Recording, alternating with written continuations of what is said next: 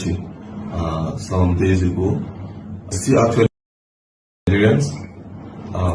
My name is Stevie Abuashiri, the boat driver that had a misunderstanding with Right Honorable Mascot Equechegh some days ago.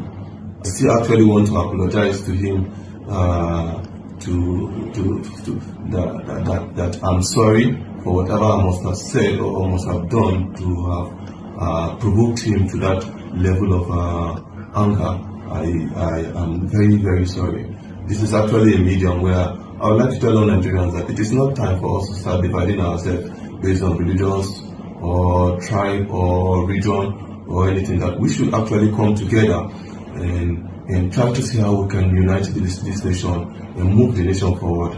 Please, Nigerians, let's forgive and forget. As even contained in our Lord's Prayer, that Lord, please forgive us as we forgive those who trespass against us. For there is no justice without forgiveness. Thank you very much.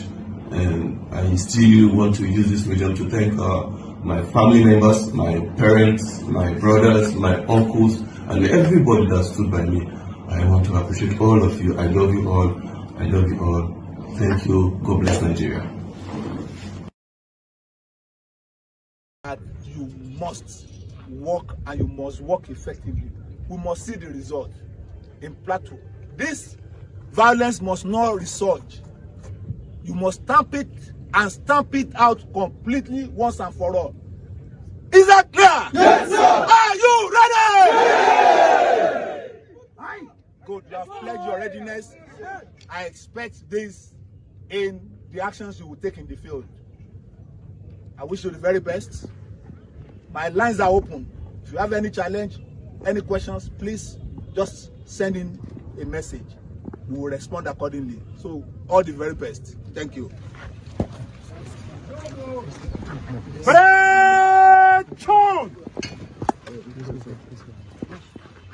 Open orders, march!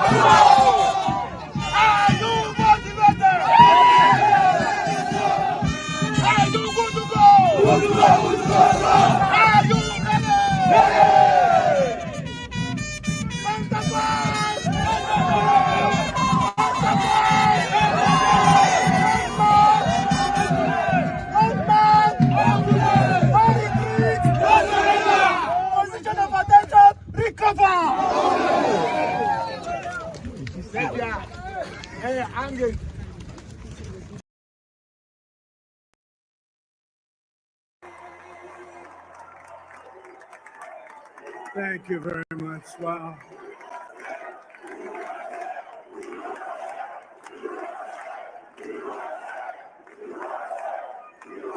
Well, I want to thank you all very much. This is great. These are our friends. We have thousands of friends on this incredible movement. This was a movement like nobody's ever seen before. And frankly, this was, I believe, the greatest political movement of all time. There's never been anything like this in this country and maybe beyond. And now it's going to reach a new level of importance because we're going to help our country heal. We're going to help our country heal. We have a country that needs help, and it needs help very badly. We're going to fix our borders. We're going to fix everything about our country. And we made history for a reason tonight, and the reason is going to be just that. We overcame obstacles that nobody thought possible, and it is now clear that we've achieved the most incredible political thing. Look what happened. Is this crazy?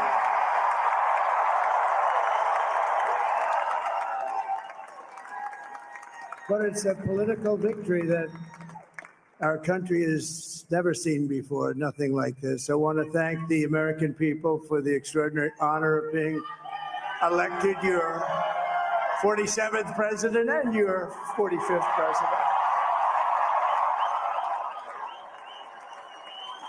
And to every citizen, I will fight for you, for your family, and your future. Every single day, I will be fighting for you, and with every breath in my body, I will not rest until we have delivered the strong, safe, and prosperous America that our children deserve and that you deserve. This will truly be the golden age of America. That's what we have to have. This is a magnificent victory for the American people that will allow us to make America great again. And in addition to having won the battleground states of North Carolina, I love these places, Georgia, Pennsylvania, and Wisconsin, we are now winning in Michigan, Arizona, Nevada, and Alaska, which would result in us carrying at least 315 electoral votes, but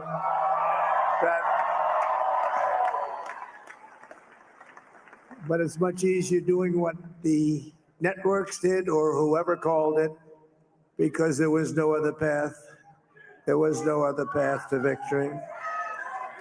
We also have won the popular vote. That was great. Very proud of that.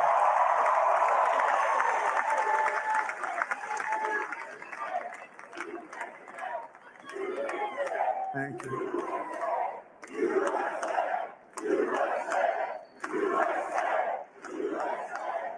Thank you very much. Thank you. And, winning the popular vote was very nice, I will tell you. It's a great feeling of love. We have a great feeling of love in this very large room with unbelievable people standing by my side. These people have been incredible. They've made the journey with me, and we're going to make you very happy. We're going to make you very proud of your vote. I hope that you're going to be looking back someday and say that was one of the truly important moments of my life when I voted for this group of people beyond the president, this group of great people. America has given us an unprecedented and powerful mandate. We have taken back control of the Senate. Wow, that's great.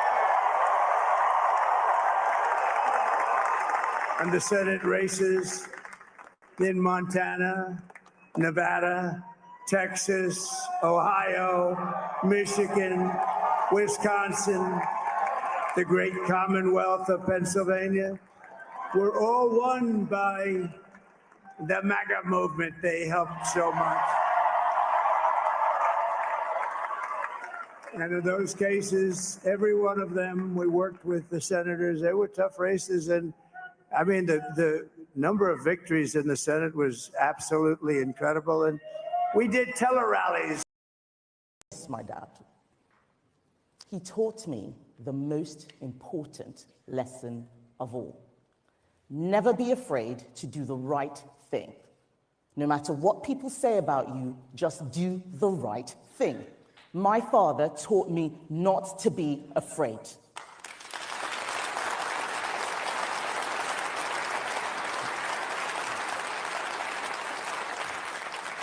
I was born here, but I grew up in a place where fear was everywhere. You cannot understand it unless you've lived it. Triple checking that all the doors and windows are locked, waking up in the night at every sound, listening as you hear your neighbors scream as they are being burgled and beaten, and wondering if your home will be next. When you've experienced that kind of fear, you're not worried about being attacked on Twitter.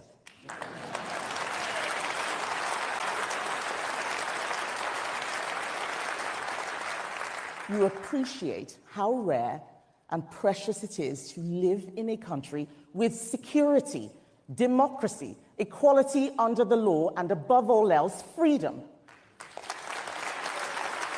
Free speech, free enterprise, free markets, conservative freedoms, conservative principles.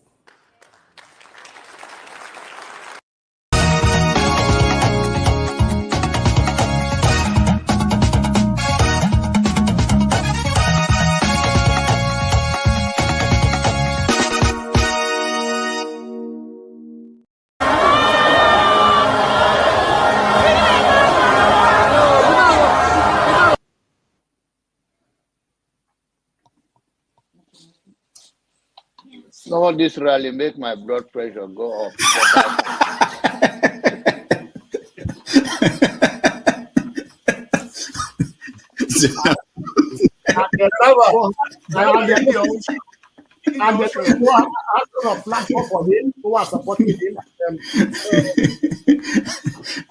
So you should get a filter sometimes. Filter your thoughts before you say. I'll continue to take blood pressure medication. And I am ready to die defending Nigeria in whatever way. When it is God's time for us to go, it is and you not took my going time to God. You are ready to defend Nigeria. I gave you my time. No, I'm coming. Alex, hold on. You already started. What I'm saying, defending Nigerians is this. I gave him my time and he's using it to defend me. No, sorry. I'm sorry. Okay. Children are born and put on a rubber stool. No, I tell people, Dr. Damages, you need to come, if you want to know the level of poverty in Nigeria, you need to enter the Nigerian hospital. You'll be walking at the doctor, sometimes you cry. Sometimes we use our money to give patients. So when people see doctors go on strike, I get mad. I had to leave. It's painful. You see a child that you're taking care of. After a few days, the child is retrogressing. The child is getting worse by the day because the drug you recommended, you prescribe for the child, they cannot take the child's prescription to the pharmacy. There is no money. They don't have money in their account. The little baby that is so fragile, you manage to take their blood sample. They cannot process the blood sample because the person at the lab said no, they don't have the money in their account. They will take my salary if I process this sample. So you watch the innocent baby retrogress. What do? You take our money from your pocket and give that parent, madam, please go and put in this account. Let me see this child get better. And we're here defending thieves because they give you $5,000, $1,000. What is $1,000? Children are born and put on plastic chairs in Nigeria. Are we not ashamed of ourselves? And we'll call Obi stingy. Let him be prudent and let us have functioning hospitals. Let us have good roads. Our people are dying. Children are dying by the day. I had somebody when I was in Calabar, and when I was still a medical student, the man I used to buy something from at Amaya Market, his child was born premature. Guess what? But the child was older than the other child that survived.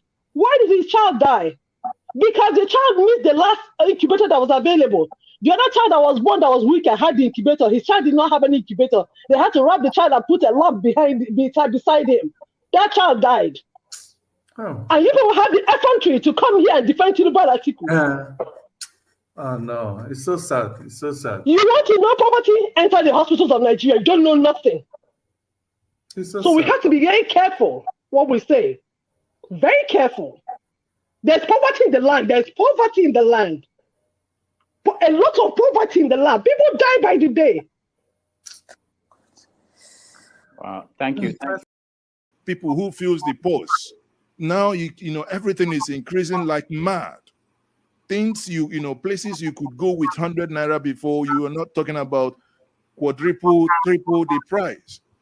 I tell you, we are seeing what's happening in France. It's not a threat to anybody, but it's when you hold the populace down for a while and for a long time, even goats can bite when they see no other ways that they can escape. Don't forget, that state is now an oil-producing state. So they now have derivation, if you are not aware. So if you want to speak for anybody, please do not defend a character like Yabelo. Please do not. Okay, let me respond to him. 1 second. Do not defend a character like Yabelo. Do not. All right, thank you, Mohammed. The people of that state. Can I respond to him? No. Then go to hell. Rudolph, go to hell. All right.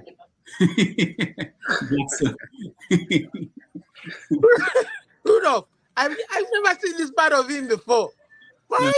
Tinubu is a criminal, yes, of course, a categorical grade 1 criminal. The only person more criminal than Tinubu in Nigeria is probably Babangida.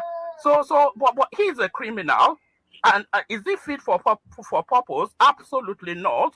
Should Tinubu be the president of Nigeria? Categorical no. Is there a better option than him? That is subjective. So show me who he is.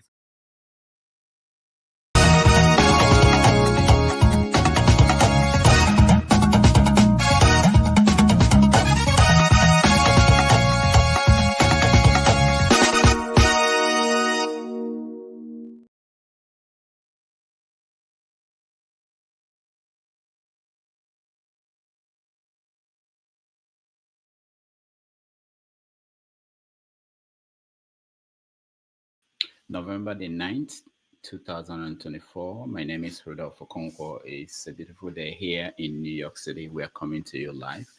Welcome to another episode of Have Your Say 247. And we are glad to have you in. Those who have already joined us, those on the comment section, and those who will join us as we go along.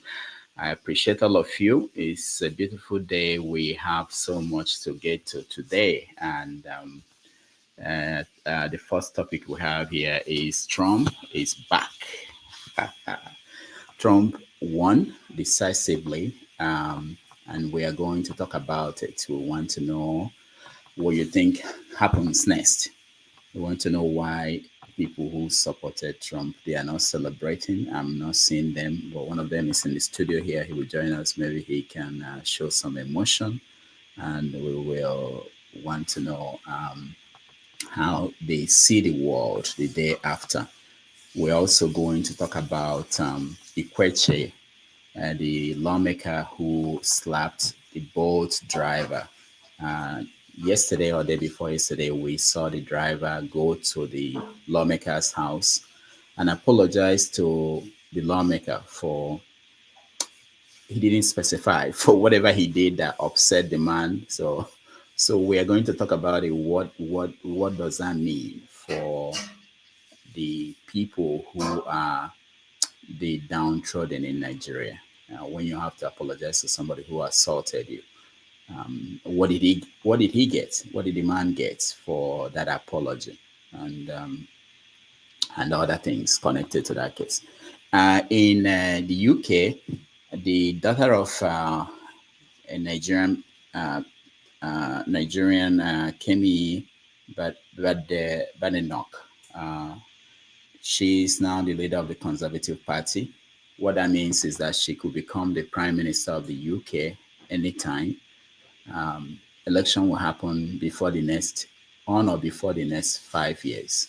So we want to discuss that. What does that mean? We had the story of the Nigerian government officials trying to reach her. Nigerian government officials are good at claiming anybody who is successful. She basically ignored them. So they were mad about that. So we need to talk about how we approach the children, the second generation, those born abroad. Who are they? Do they really represent Nigeria or the country where they were born? So we talk about that. And then from there, we are going to go to Equatorial Guinea, where there is this story that is never ending of the director of the National Agency for Financial Investigation. He was himself under investigation. And in the course of that investigation, they discovered some 400 videos he took that shook the internet. And while I was about to come on the show, I heard about videos that the wife also made. So it's a complex story. We are going to get to that. And then finally, and this is my favorite story, not really favorite in that sense, but the fact that I wanted to highlight it because I I truly believe that it deserved attention, which was the death of Quincy Jones. He was essentially covered up by this Equatorial Guinea guy who dominated the internet the same day that Quincy Jones died. Most people may not know Quincy Jones, the role he played in the music of our lives in the last 30 to 40 or even 50 years. So I hope we will get to talk about him. Most of you will know that he was the one that produced Thriller, the highest selling record of all time. So I will now bring you guys in so we can talk about other stories I probably missed. Of course, there's so many things happening every day across Nigeria and Africa. We will hear from you, know what is missing, and then begin the conversation. Once again, thank you for joining us. My name is Rudolph.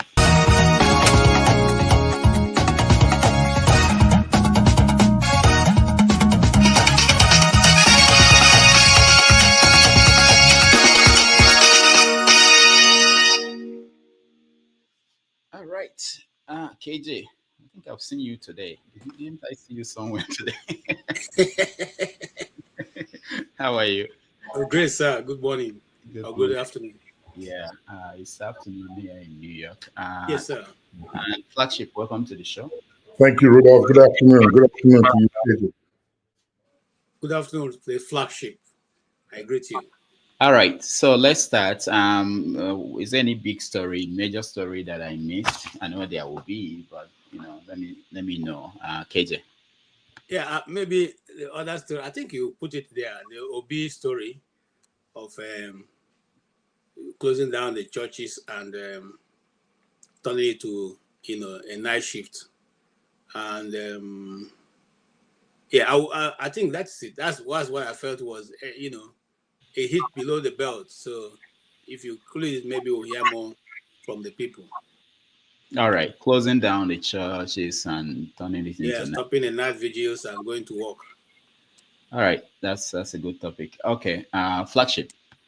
Yeah, there's one that I think is a great importance to me, and I think is a big win for the Nigerian child, and that is the withdrawal of the policy that the former Minister of Education put up that restricts the age of Nigerian children from making progress with their academic pursuit. So they reverted that policy and they've taken it off. And also, big congratulations to the 15-year-old Nigerian child that was brave enough to take the Minister of Education to court in respect to that. And that has been repealed. And I'm happy to hear that. So thanks to everyone who spoke out loud about this, and they heard us, and the right decision has been made. So great job on that one. Repealed by who? Who repealed it? Who is it? The new Minister of Education that came in now turned it out, tossed it away. So okay, yeah, they are back to letting kids move on. Yeah. Okay. Very good. But what if they still restrict you from starting primary school? How does that help? Well, this is one battle won. We're going to get there. If that one is there, we're going to fight that one too. Okay. All right. Man of Prestige, welcome to the show. Yeah, good morning, good afternoon, KJ, good afternoon, Flagship. One second. Yeah, let me ask you before, I have about 2 or 3, but if one of them is what you're going to talk about, the Western African side from Equatorial Guinea, is that part of the West African side you're going to talk about? Yeah. Okay. So I think I have 2. One of them has to do with the breaking news. Tinubu is going to Saudi Arabia for Islamic conference in Arabia. So I'm just wondering, are we part of the Islamic conference right now? He's supposed to be leaving on Sunday. So that's one of them. I think KJ has touched on the night video, KJ, if I'm right, you correct me, that was being proposed, which will be made a comment in reference to that, that we need to start building factory instead of all this night video, will be more productive. I may summarize what he means in that regard. So I think that, that's about it, because most of the topic he's going to talk about is already enumerated here. So it's nice to be here today. Greeting, Kenneth. Yeah, Kenneth, welcome to the show. Yeah, good morning, Dr. Damages. Good morning, everyone. Man of prestige, I greet you, sir. The carpet is red, man. So, talking about what should be on the agenda today, Okowa, the former governor of Delta State, was arrested by EFCC. The same EFCC that had that failed to arrest Yahya Bello of APC and Ganduje of APC, but today they were quick to arrest Okowa. Okowa being a PDP guy and an Igbo man. So I think that should be on the agenda. All right, thank you. That's a very important. Yeah, and he was taken to Port Harcourt, I heard, not to Abuja. So, Mr. Show, you're next. Ekaleo. Ujometa. I greet all of you. I didn't listen to the show from the beginning, so I'm not sure if you touched on the call to prayers by Mrs. Remi Tinubu and the National Security Advisor, who's meant to be advising the president on security issues, are going to be leading prayers for 7 days. As if that wasn't bad enough, the president or chairman of the PFN, that's like a subset of CAN, the Pentecostal Fellowship of Nigeria, the happy clappy ones, the one where I belong. You know, we had the fun ones here. So Pastor Wale Uke has called for 40 days fasting and prayer. So if I lose weight, you know why. We'll be fasting and praying for 40 days and 40 nights for Nigeria. While the people in Abuja, well, they'll be feasting. So I just thought, you know, in case you're not aware, I'll let you know the date when we start, so that we can pray this hardship away. You know, that thing can actually work very well. People who had no food to eat, we just tell themselves they are fasting. People are fasting anyway, so yeah, it fits into the. All right, thank you, Sure. Let's go to on politics of here. Assalamu alaikum.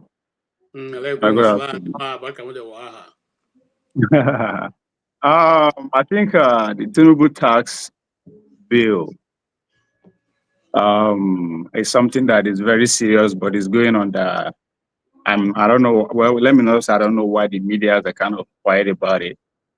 The northern part of the country are very serious about it. They rejected it. Even the National Economic Council rejected it, but Bola Tinubu said it must pass, and I think by now we should understand why. As I said before, his presidency is inch on that. That is what defines his presidency. If he's going to get second time at all, it depends on that. And the bill has to pass because the incrementation of the VAT has to start from next year, from 7.5% to 10% up to 15% by the year 2030. And if you want to go by our guys from America, they said it has to pass. Regardless of the outcome of the bill, they have to expound. So the northern governors they've rejected it, except for the 4 APC governors are not on board, but there is a full force going behind to coerce them to join the we no agree. But unfortunately, we in the South are busy talking about another man business in Equatorial Guinea. I've been a very dark man. I've been a Bobrisky, but last, all of us, according to me, everybody they buy bread the same way, from the same time, the same price, and everywhere. So to me, I think that's very serious and something we should talk about. Thank you so much, Ovie. So what we're going to do is we have to touch on, let's do 3 topics or maybe 4 if we have the time, and then hand it over to the next person, which is Forefathers. So we deal with Trump returns, the boatman apology to the lawmaker, calls for prayers, and Obi's idea that we should build prayers. So let's see if we can go through these topics in about 2.5 hours. So let's start with Trump. You're muted, Rudolph. I'm happy that Trump people are here. I want to see smiles on their faces. They tell us how they felt. How did they celebrate? So KJ, let me start with you. You were on air with us when I don't know. I left about 12:30. you continued. How did you hear the story, the final call? Okay. By the time when you left, we were already itching towards the final call, so it wasn't too long after that. But what was impressive was the level of spray or the popularism that his movement has captured in America. And so winning the popular vote and also winning to the point of winning in a landslide was a bit of a shock, I'm sure, even to him, because the way the media portrayed it. And that's what I need to, we need to upscale here. The mainstream media are gradually putting themselves away from the populace. And very soon that will bring about the death of the mainstream media. Because sometimes when we sit down, we pander to what we think is our view, vis-a-vis instead of the view of the people. We write stories to suit our owners and what we feel about. And so consequently, when the result finally, when push comes to shove, you find out that you are totally far away from what the people are thinking. That's exactly what happened. By the media, the people had already concluded that it's going to be. In fact, the night before, so one in SMBC, The View, yeah, they said, it's all over for Trump. In fact, there's no need to contest, make all kinds of statements. But you see, at the end, people were a bit shocked, and it was not exactly the way they wanted it. So I would advise that going forward, if we want to continuously be relevant and not hand over the information flow to media like our own and other ones on the internet and people like Joe Rogan and the rest, we should learn to write and speak the news, report the news, not spin the news.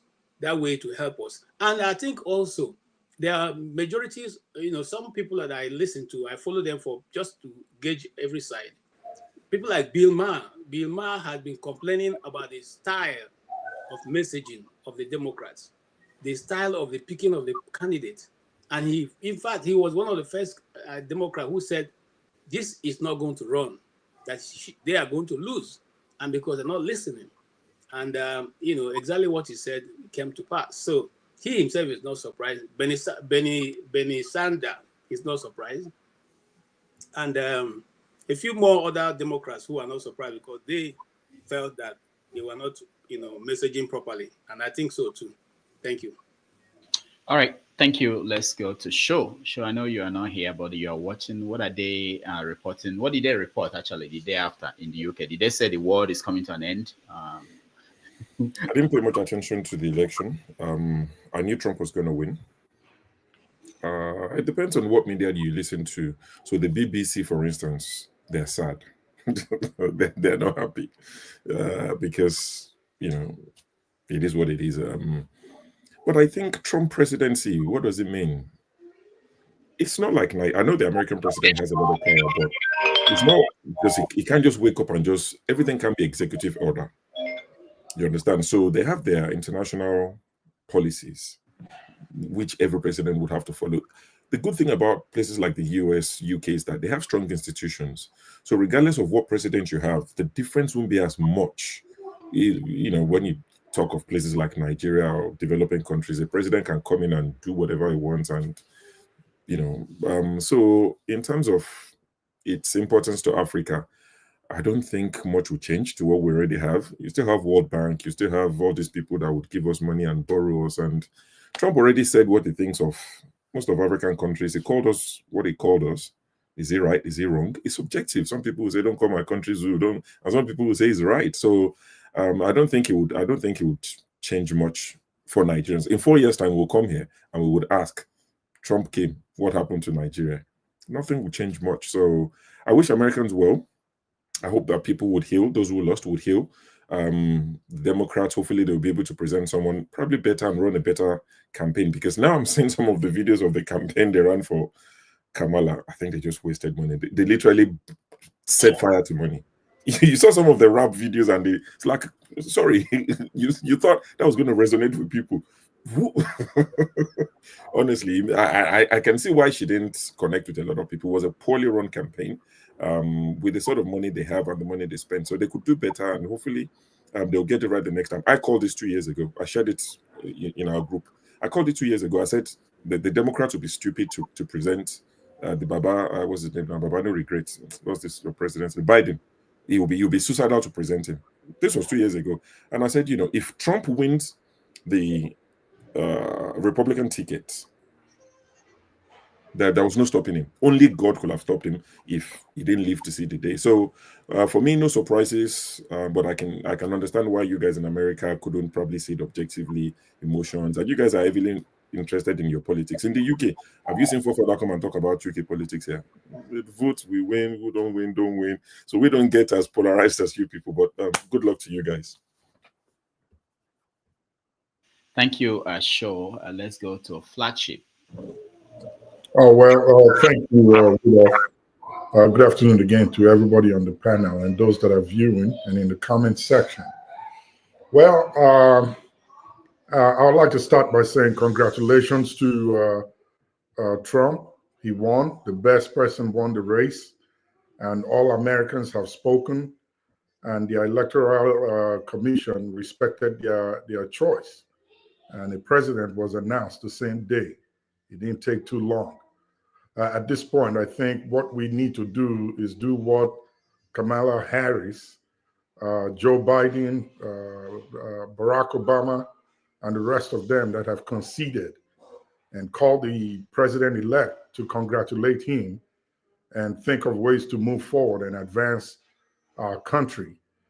This is not the time to begin to think about how to make up difficult moments for his presidency. It will only hurt us, the people.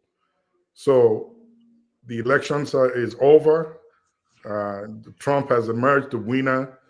It will be crying over spilled milk to begin to talk about what was done and what was not done right in the past. Now is the time to forge a way forward for the country. The main concerns for Americans were what was spoken by Trump that he would fix, and let's see how he will do it.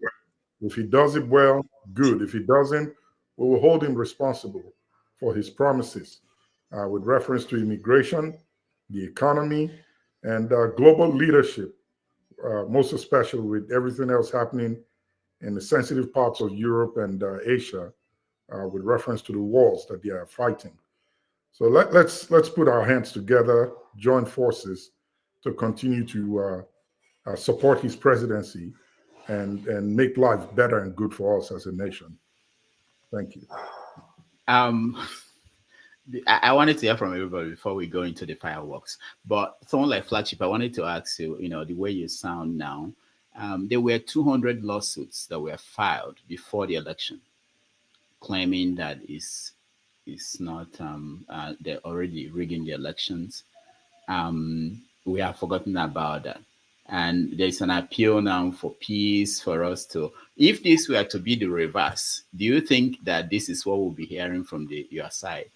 I would speak the same as well. If the reverse were to be the case, I would say the same. Listen, in every election, there are people that will cry foul, no matter what it looks like. And they will come up with their opinions on how it was done. Oh, it's rigged, ballot boxes were snatched. In fact, there was a guy that I met, and this is a diversion. We were talking, and he said, yes, someone will actually did attempt to snatch a ballot box to run away with it. And when they caught him and asked him where he's from, they found out that he's from our side. He came through the border. He was trying to help Kamala Harris. Look, people will definitely cry foul. It's expected. Lawsuits will be filed. The point is it credible? Will the judicial system look at it and say the facts are credible? Let's go ahead and pursue a lawsuit. Those that are filing lawsuits now are doing the same thing that they accused Trump of doing in 2020. So what if no, Flagship, that's not what I was saying. I was saying that before the election, the Trump team already filed lawsuits. There's no lawsuit filed against this election, as far as I know at this point. I'm saying that they already filed. They were preparing to challenge the outcome in court, and they have cases that are already filed. But now we forgot about that because they won. I'm saying No, hold on. Let me say this. Hold on. If you allow me to put in, KJ, hold on. Are you saying that that flagship cannot answer? KJ, leave him to answer. It is the beauty about American democracy. Yeah. Yes, if they see red signs that need to be addressed and they want to put up lawsuits and file against the Democrats, they went ahead to do it. But if those things didn't show, then drop the lawsuits. The point is, Americans spoke, and their voices were so loud that it presented a landslide victory. So if they didn't see that, if it didn't happen, then toss it out and let's move on. That's all I'm saying. Thank you. Man of Prestige, you're next.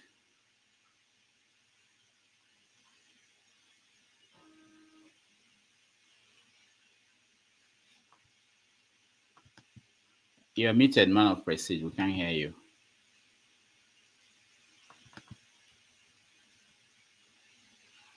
How big is US? This guy is like 5 minutes behind the rest of you. This your America is big.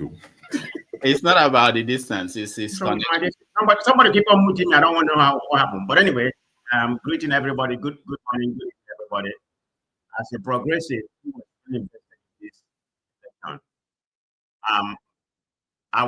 I'm a supporter of Harris. Without a verification in that. But she lost. That's where we are right now. So I don't know, the blame game has begun. I know has already begun in the Democratic circle. But what I'm going to say, I congratulate Trump as our president. I accept him with 100%. But one thing I will not associate myself is the character of the person that he is. I will never. I have a disdain for the character. Him being the president right now, we accept him, and he's going to rule for 4 years. There's no doubt about that. And there has been something going on right now. People who are very familiar with the economy or something like that, last week or this week anyway was the best week for the Dow Jones average. So I don't know if that's going to be optimistic that we're going to make more money. Some people who like money, last week was very, very high. I mean, stock market has been high all year round, but last week, the 3 days was pretty high. So it put it on another level. So let's see what the outcome will be. Like I stated earlier, I expect him. My city councilman is a Republican. I voted for him. My House of Rep is a Republican in San Diego. I voted for him. So it's all about what he can do for me. If Trump, as he has come in, if he's work out, let it be. And what's going on right now? If you have somebody who like money over character, there's a tendency that Republican, as of today, how many do they have? In the House of Representatives, they have 213. Democrat has 204, and it takes about 218 to control the House. So Republican are on track to control both the House and the, and the Senate. So giving Trump whatever he wants to be, whatever he wants to do, whether it's for good or for bad. But that's where we are right now. So he may have control of the two houses. In terms of investment or something like that, I think it's good for people who like money over character, because when one party control both parties, they tend to be avoiding a gridlock, and market like people, peaceful government instead of a gridlock, whereby one party will try to stop you from whatever your agenda, whether it's good or bad, they want to do. So hopefully they can control it. It don't make any difference to me, but I would rather want the Democrat to control the House. So maybe certain things that may not be beneficial to this country. They can have a check on him, but if they decide to control you, maybe more money for every one of us. That's why we're in this country, to make more money. If you don't look at money, over character, that's how it is. So congratulate Trump, like I said, but I will never, I repeat again, I will never respect him as a man. I congratulate him the institution that he occupied. It's a great thing. But I will never respect him as a man due to character. But if you want to associate that, say with that kind of characteristics, it's all good for you. We are all different people. People see something differently. But I see something, I see something in a different way. In final conclusion, like Dr. Rudolph said, if this has been the other way around, come on, sometimes you only call a spade a spade. We wouldn't have peace right now because they're going to challenge everything. But Democrat, they have conceded. Flagship, I don't know where you are. Kamala Harris already called him and conceded. So it's not like Biden was the first to call. So there's peace. It has been, not really Republican. When I'm making my submission, I'm making it about the person, Donald Trump. We wouldn't have been what we are right now. But thank God, he won in a landslide. I think he won over 74 million. He won the popular vote. Kamala Harris won 70 million. So that's almost about 4 million popular votes, And in terms of the electoral college, you have 301.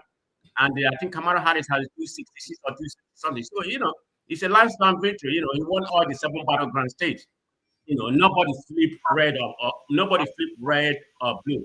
But he won all the 7 battleground states, with a lot of people. So that means even in California here, a lot of people voted for him. Florida, a lot of people voted for him that they used to.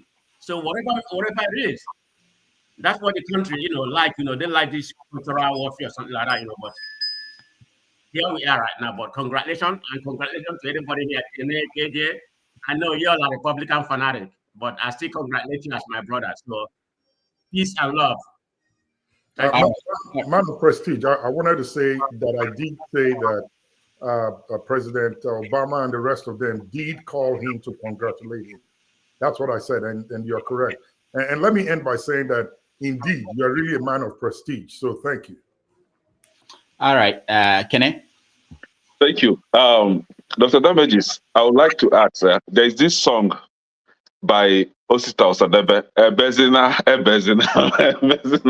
Does it have copyright? It does.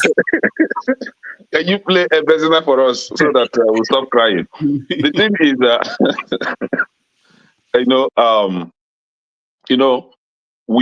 we won bigly. You understand that, right? Are you playing that to me?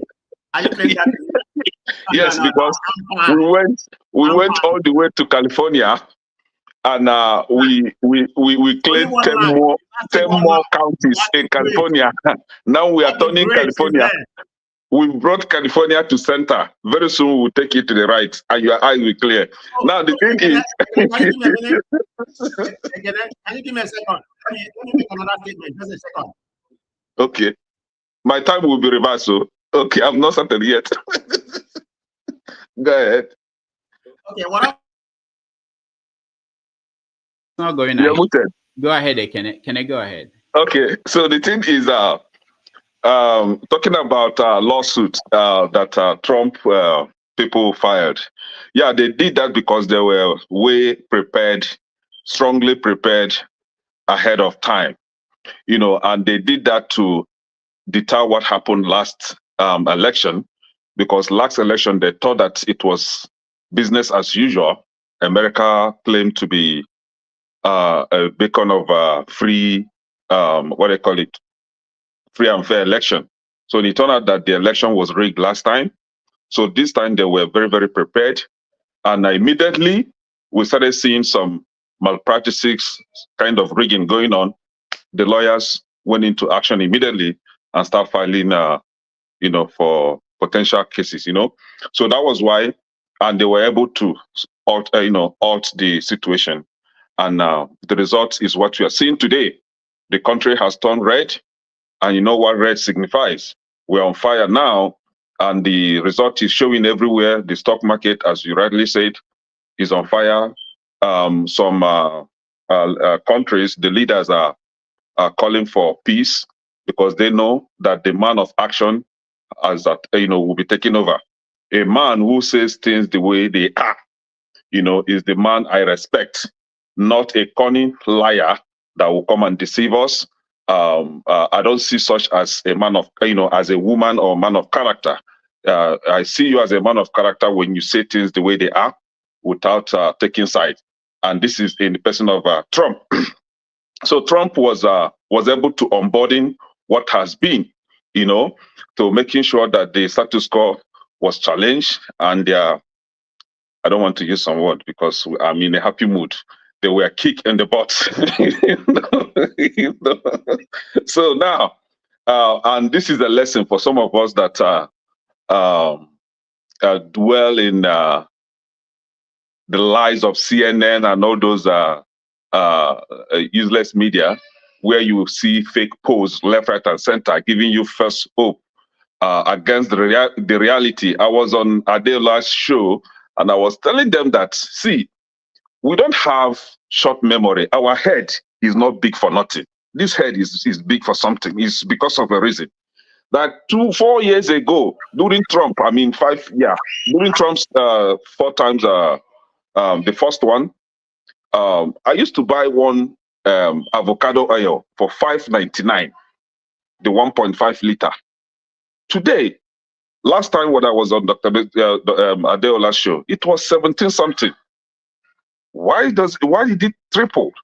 And as of yesterday, I went back to get one again. It was $19.99, and I had to call Walmart staff. I was like, why just a week gap and the price has increased by $2 again? What is wrong with you guys? The woman said, I should go and ask Biden. I said, oh, really? Okay. Thank God Trump is here. So now the reality is that the price of commodities, the price of food, the gas price, everything, even in your house, your gas bill and all that, we're going up, left, right, and center, because we have incompetent team in the White House, and you don't cut corners in everything. You don't meander your way, into everything.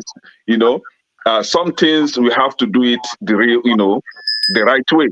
And getting yourself as DA, as whatever, by jumping steps, I don't want to use some word here, will not take you anywhere. The reality is here today that the Americans rejected him. Hispanics rejected them. Black American men rejected them. America as a whole rejected these people. And they know, what they turn out to be saying on CNN? Oh, that white woman betrayed them. These people, can you take responsibility for your foolishness? I like one guy on CNN, one black guy, I've forgotten his name, but he always cried. He cried like a baby girl. So that guy, yesterday, he admitted that indeed, Evan Jones. Thank you. He admitted that the CNN newscasters, they are actually stupid. And when he said that, I said, wow, so you guys admitted that you are stupid. How about your followers? What are they going to say? Are they all stupid? Now, the thing is, so we should stop crying. Things are going to take shape. Their campaign was poorly executed. They spent over $1 billion campaign for nothing, because people know the reality. Don't lie to people anyhow all the time. The likes of Bernie Sanders were happy that things turned out like this. Joe Biden was very, very excited, as you can see.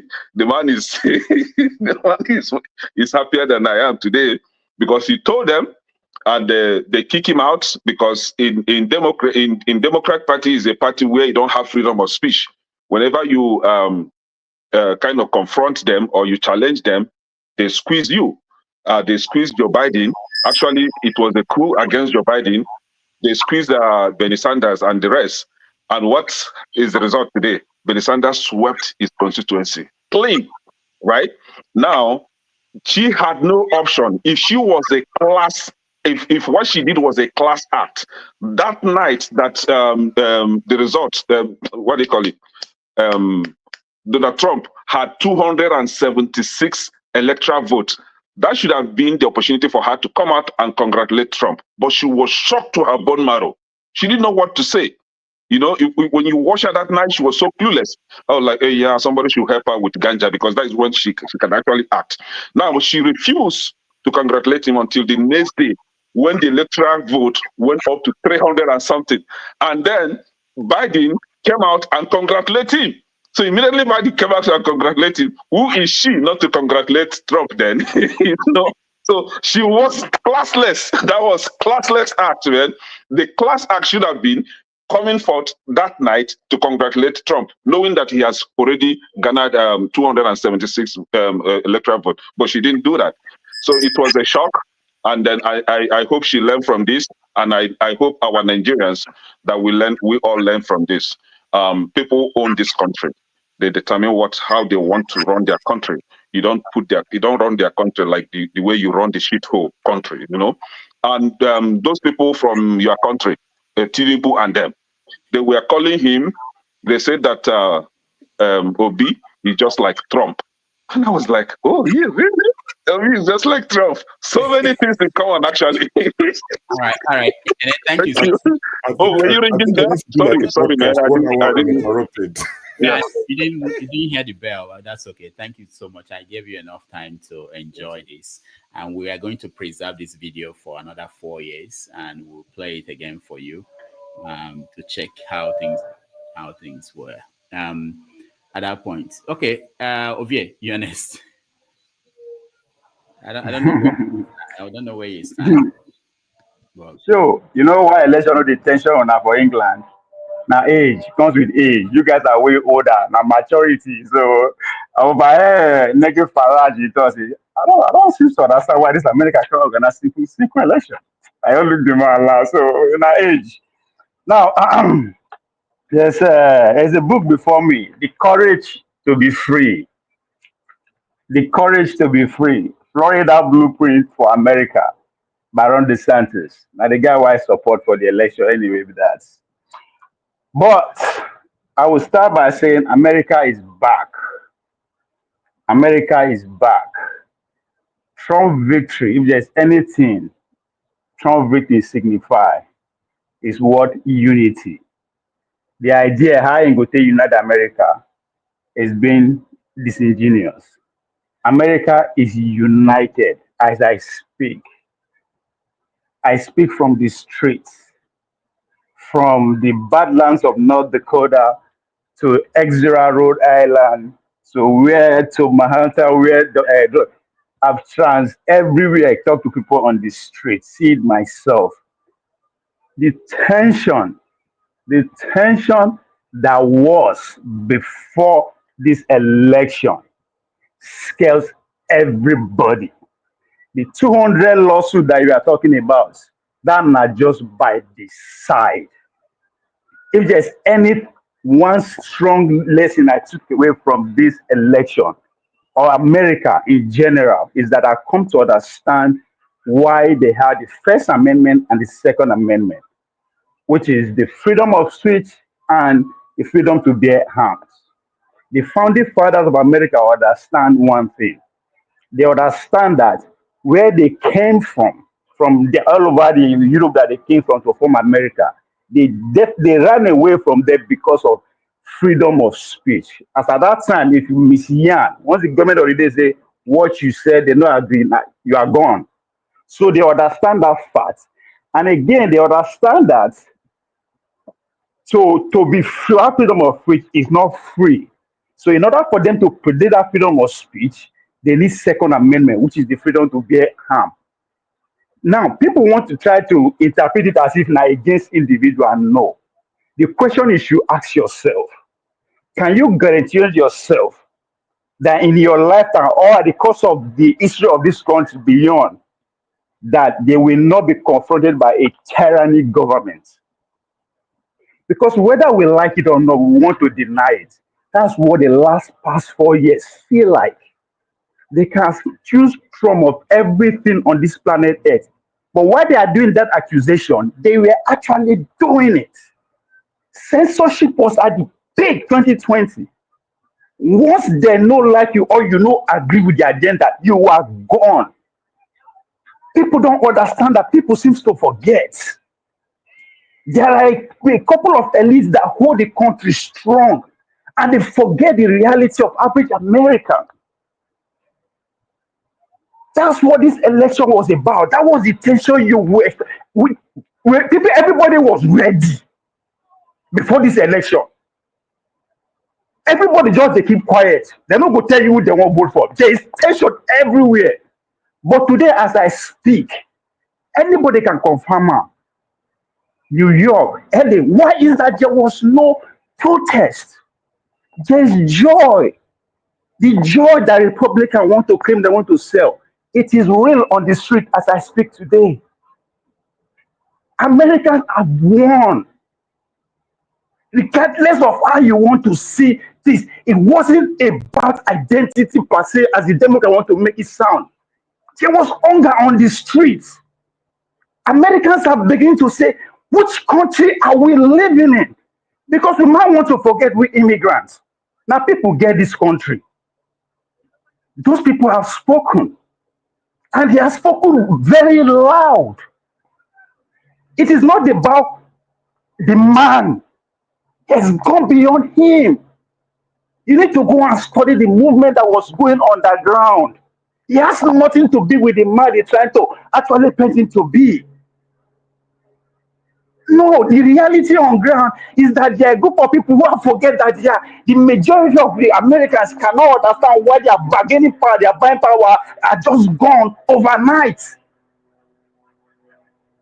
Overnight, you go to grocery store, you panic. And average American, once you lose 2 paychecks, you are on the streets, regardless of where you live. These are the reality that the media will not tell you, because guess what? One particular party has hold the media hostage. They have hold the academic, all the institution hostage. They have brainwashed everybody to submission. But guess what? Trump movements was able to look beyond that and go and actually communicate the message. We understand how you feel. And this is why. One of the reasons that those same parties now, they carry all the job in this country, fly to China. But they will come back and tell you that you are lazy. How does that even make sense? So it's not about personality. It's not about she is a woman. It's not about party. America largely has spoken. Majority, because maybe the public can make Trump win. It is the same level of people who are just looking to say, what is going on? Don't tell me this is what this man is when I am hungry. You are not telling me how do you solve my problem first before I can even buy into ideology. He seems to forget that. Shoplifting is legal in what? In California. That's a dictatorship run by Democrats. All right, okay, thank you. Thank you. Again, thank you so congratulations much. to Americans. I'm not one of them, I'm not American, but there's so much to learn if we want to be free. If we want to free ourselves from our elites, there's so much to learn from this. Forget all these questions whether they ask a lawsuit, the man with the watch out, regardless of what the man do. Now, what the America wants to be that. I want us to get that straight. All right, thank you, Abike. Ifeanyi, welcome. Can you unmute yourself, Ifeanyi? You're next. Okay. Yeah, thank you very much, Dr. Damage. I've listened to what everyone has said, and one is right in their own respect, you know. The truth of for me, yes, America has spoken. Did they speak right? Did they speak wrong? 4 years will tell. Someone said here, the stock market, normally after any presidential election, the stock market will go up. And it's actually good for the guys who are in stocks also, because we'll see our bottom line go up. But at the end of the day, what happens to that struggling guy, you know, who doesn't have enough money to put in the stocks? What happens to the guy who's working minimal wage job? How does it fare? But again, you know, it is what it is. No hard feelings. Trump was there before. He did what he said he was going to do, but some things he didn't complete. So he's coming back to finish the job. Congratulations to him. Harris did well. The only thing I have for the Democrats is this: stop pursuing 1% of the issue and leave the other 99% out of it. Stop focusing on certain things that, you know, yes, there are social issues, the LGBTQ issue. They're just about one or not more than 10% of the issue. The other pressing issue. Jim Carver would say, is the economic stupid? It's about the economy. Everyone wants to grow the economy. Everybody wants to become rich. This is a land of opportunities. And that's probably what Trump is going to offer people. Now, it all depends on who and who will benefit from it. It's the billionaires. Whether you like it, people who control this country are the billionaires. And many of them don't really like new entrants into their field. He says, drill be drill, drill baby drill. That means old money. Old money wants to continue to dominate. So those of us who are trying to, through using technology and other things, they're like, you guys with your tongue first, make it just chill. Make with the old people, the old money speak finish. So it is what it is. Again, 4 years will tell. You know, that's the whole thing I have to say concerning this whole election thing. He told us what he was going to do, and I believe he's going to do those things. The thing out there, we say now, some people go here and pass other people too. Those people from Nigeria, where they come here, they go hospital, king, run back, go Nigeria, they no go pay their hospital bill. She now for Texas, then go ask you whether you be a citizen. If you no be citizen, they feel no treat you. So at least that one will stop small. So we all go here and last.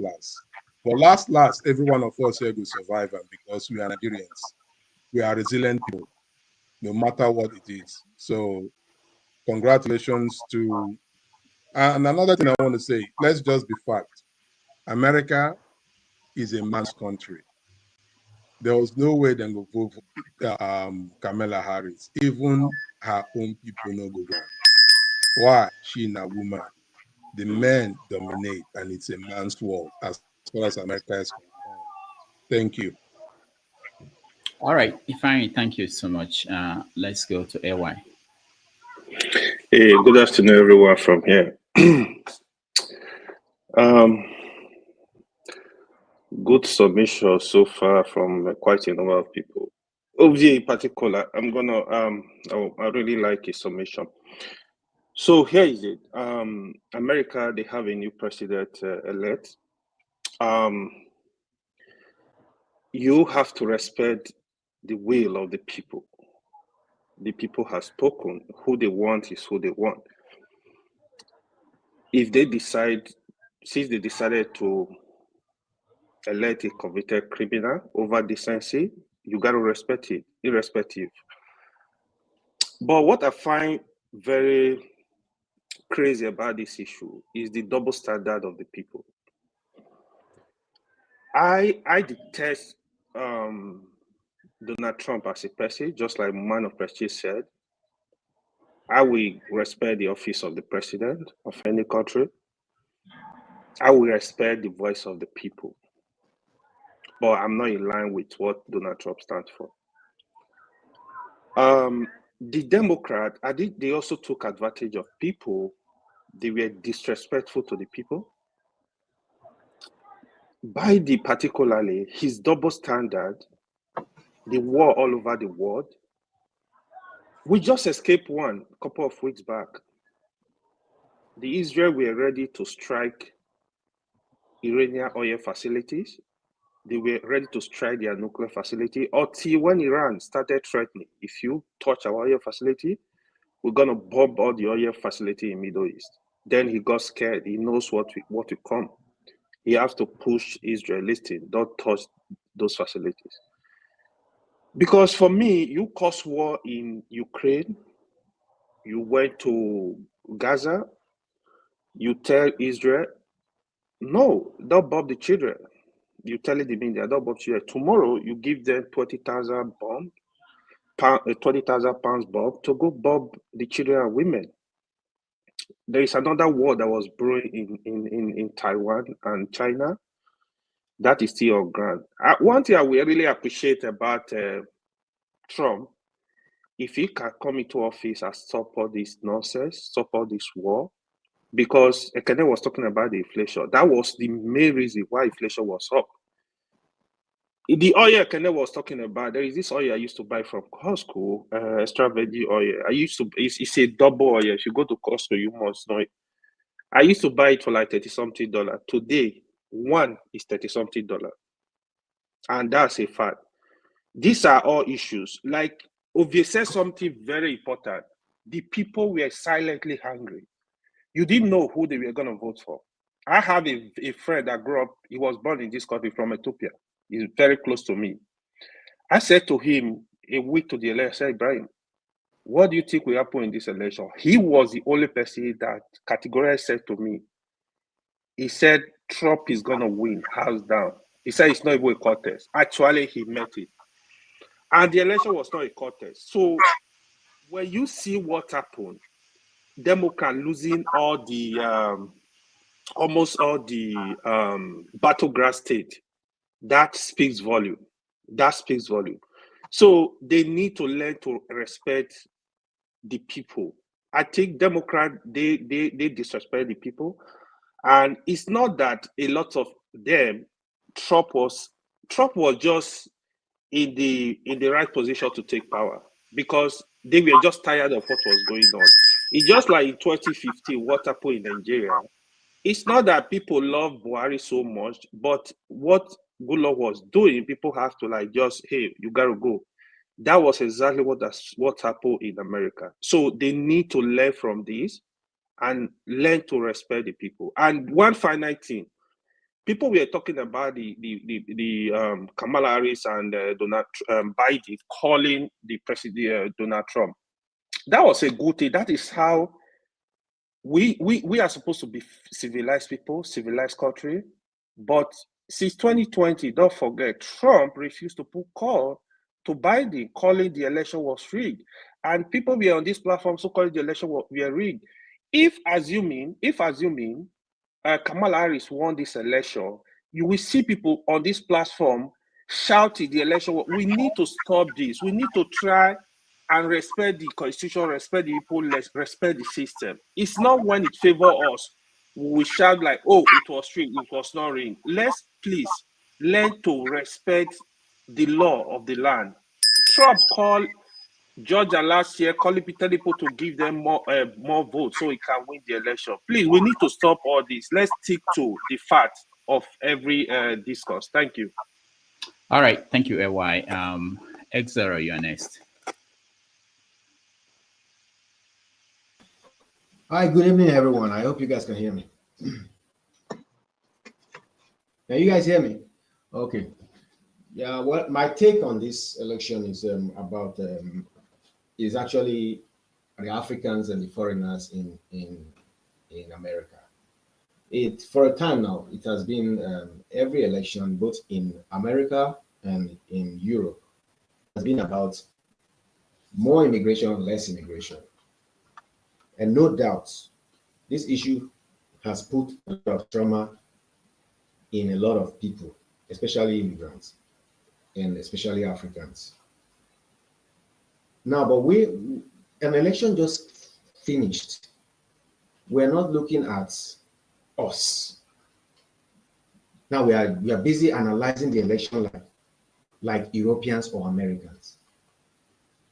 An election that was going to put more pressure on us or put lesser pressure on us. Are we supposed to be under pressure anytime there's an election?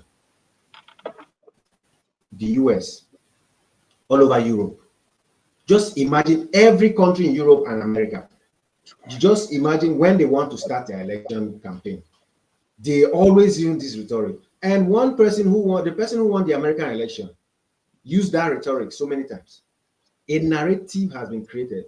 And here we are, we're discussing the election like, okay, this guy, this is not what I'm expecting. I'm expecting us to know where we stand.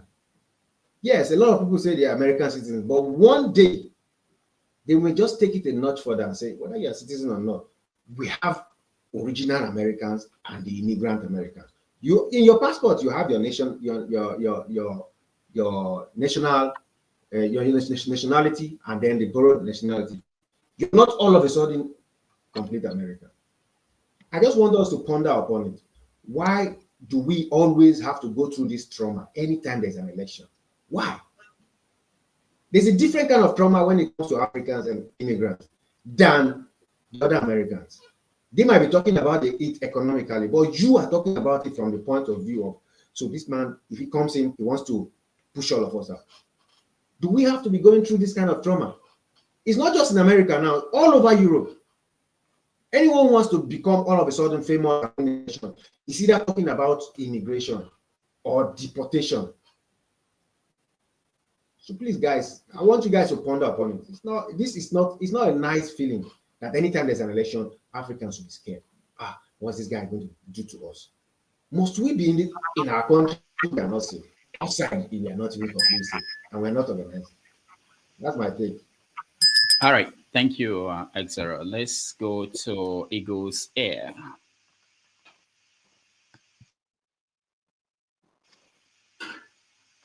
Eagles Air, can you hear me?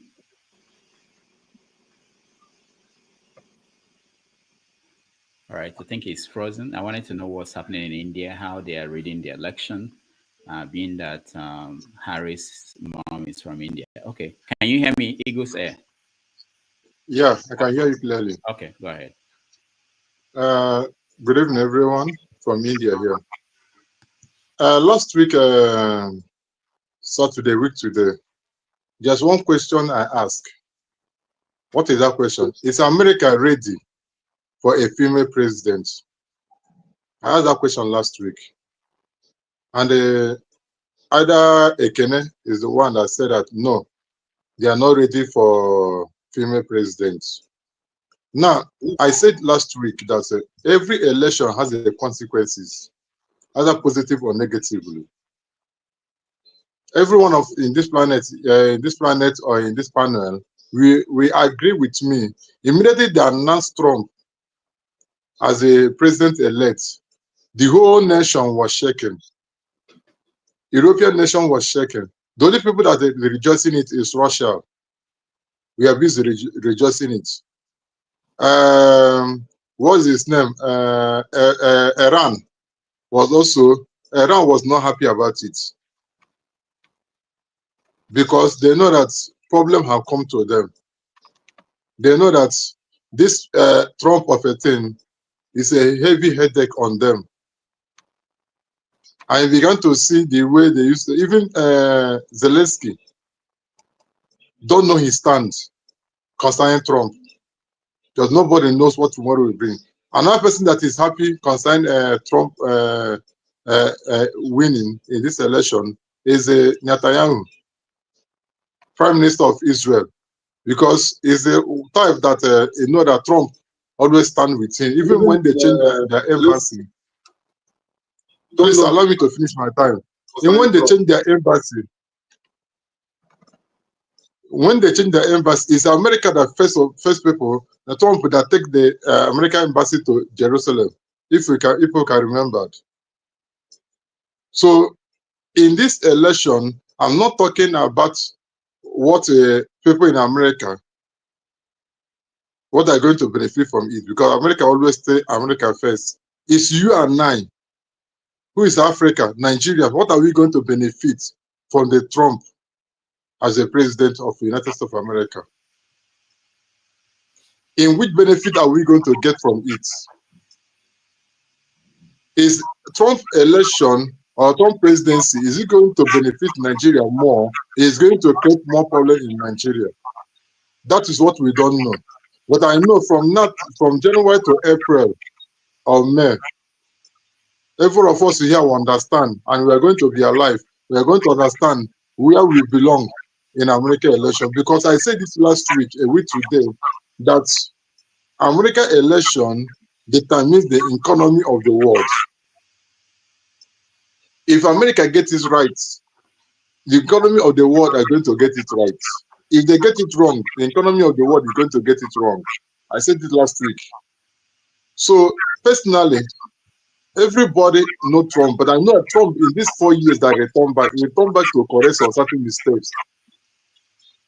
How do I know he's back to correct some certain mistakes? That when he picked what is this called, that lady that he picked as a chief of staff, you know, that woman is experienced. That woman is the type who can draw Trump back for certain things he want to move. So I believe that from January to April is when we are going to know whether Trump is good for us or bad for us. But future will tell. That's all. All right. Thank you, Igus. Igbo Basics, welcome to the show. Thank you, Dr. Damages, and thank you to our viewers, and thank you to all participants. It's good to see you again. Can you hear me? Can you hear me? I can hear you, yeah. Yes, I can hear you clearly. All right. I just have a couple of submissions to make as far as this American election is concerned. If you participated in the elections yourself, then you will know that certain things were happening. All the pundits, that's bygone. What I just wanted to submit this morning, because what's happened has happened. There's nothing you can do about it. You just wait and see how it's going to benefit anybody. Just don't forget that every election has consequences, and this one will be consequential globally.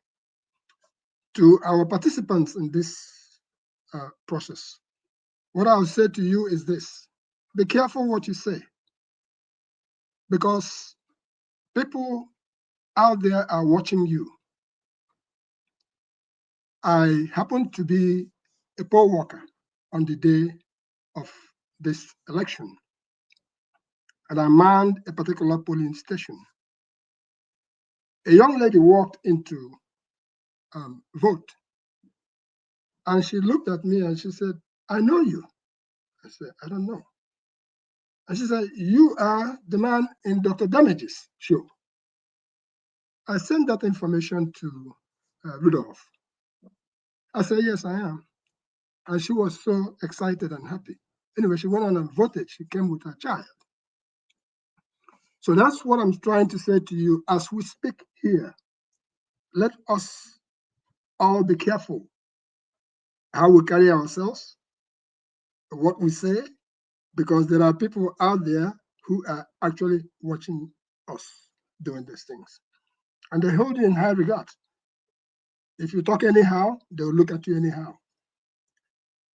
Finally, because I don't have much to say, I live here and I know what I'm talking about. You can talk about it either way.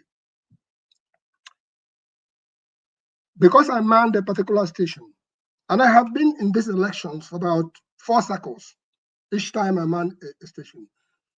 As the results were coming in, because in the beginning, we zero out, and all of us will sign off. You know, the machine is empty. And I observed the process during the course of the day. A woman came in with a child, and they turned out to walk into the polling station. And what was this child saying? "Mom, where's Donald Trump? Where's Donald Trump? Where's Donald Trump?" That tells you that in their house, they've already decided what they're going to do. If the woman went in alone, she probably would do otherwise. But the children were there, little kids, reminding her. In the end, when we tallied the votes, listen to this very carefully. In blue state, New Jersey, where it is very difficult for a Republican to generally win an election, the particular machine had the result was Harris 149 votes, Donald Trump 121 votes. That told me what was about to happen nationwide. So with that, because I'm talking about, I saw all kinds of people coming out to vote. Asians, all kinds, that's a mixed bag of people. And they're coming with smiles and stuff like that. If you were on the Harris side, you could say, yeah, at the end, yeah, you're carrying it. But that singular result just told me, you know what? This thing is no longer what you thought it was going to be. But besides that, go back in the background. The system itself has something else coming for the people. Because when you talk about the 7 background states, as they call them, you don't know what's happening in the background. If anybody throws Elon Musk at you in any particular state, with the amount of money that was going in there, some people probably will have to change their mind between when they wake up and when they go to vote. So there is, if you go back and talk about Nigerian election, how Mr. Tinubu, Alhaji Tinubu, came in and virtually bought everything, including the ANIF. Money was playing. It's not a matter of I had $1 billion going in. There were other monies going in the background.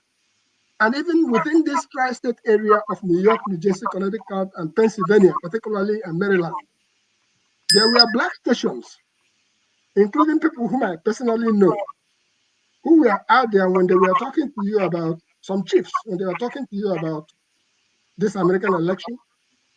You will be thinking that what's wrong here? But all in all, truth be told, black is black, white is black, white is white. But what we are facing now is where I will come and tell you, say, Dr. Damage is a white man, and I will throw all kinds of money behind it, and you begin to think that Dr. Damage is a white man. I don't have much to say because the deed is done, but let us see what happens and how it's going to affect us individually in our households. All right, thank you for giving us the opportunity to submit. Thank you, Bob. Be careful what you say here because people are watching you, period. Thank you, Bob. Righteous man, I can't see you. You are in the dark. I know you are in Nigeria. I'm not sure if you are with us or you are not. Can you hear me? All right. I don't think he can. He's there. He's there. Let him carry touch. Let him carry touch. Dr. Ramezi, I just say one sentence in regards to what Igbo Basic said. All right, let's hear from Ike, and then that will be it to move to a different topic. Ike, welcome to the show. Hey, good afternoon, good morning. Good evening. I don't know from wherever we are joining us. Happy to be back after 1 month vacation. I just came back 3 days ago. And where did you go to? I went to city of Spain. I went to Malaga, and I went to Marbella. I went to Estepona, and I tried to go to Valencia. The day we wanted to go to Valencia was the day there was a lot of rain and flood. So I have to cut my going to Valencia to Malaga City. But I didn't go to Nnobi. Rudolph is angry. Beautiful cities in the hills, you know. So the family enjoyed the vacation. So it was good to be away. So what is the topic? I just came in. Did you, where were you during the election? I was on vacation. Oh, okay. So you didn't know what happened. Okay. So the news is that Trump is president-elect. How do you feel about it? Yeah, first of all, let me congratulate Kenya and KJ for Trump winning the election. This is what democracy is all about. Somebody has to win and somebody has to lose. And that is the beauty and the joy of democracy, right? And I think that when I was talking about Trump, I'm not a Democrat as an Igbo man. We are more 90%, we are more Republicans in nature. But what I don't like about Trump is what he says and what he does. That is my only problem. I don't live in America. So his administration has nothing to do with my life. His administration is not going to affect me in any way. You know, so, but my concern about his statement about what he talks about people, you know, he put down people, right? So that's my problem. But at the end of the day, I think America has made their choice, and he's going to be there as president for 4 years, and that is what it is. So it's a lesson for Nigeria and Africa, you know, for that people can conduct the election, and after about 15, 12 hours, you begin to get your result. And everybody accept the result, right? And that is the beauty of democracy. So I think a lot of lessons for Nigeria, more especially in particular, considering the amount of money that was spent in the election in Nigeria, considering what was put into the election, and at the end of the day, one man stood somewhere and turned off the beavers. And that is where Nigeria is today. One man took the power to turn off the beavers, and up to today, we don't know what is the total value, what is the total vote each of the presidential candidates had in Nigeria. But somebody is already a president. Somebody is already leading the country. But we don't know what is the actual vote of anybody. This is the country we live in. And we that live in outside the world, we are celebrating democracy whenever it happens the way it's supposed to happen. So I think that the world has to change because Trump has his own ideas. He has his way of doing things. I think Europe and America and the whole world has to change depending what his policies is going to be, whether he will continue with his, America first or his opposition to NATO and other things. I don't know what his new things is going to be, but we wait and watch and look and see what happens.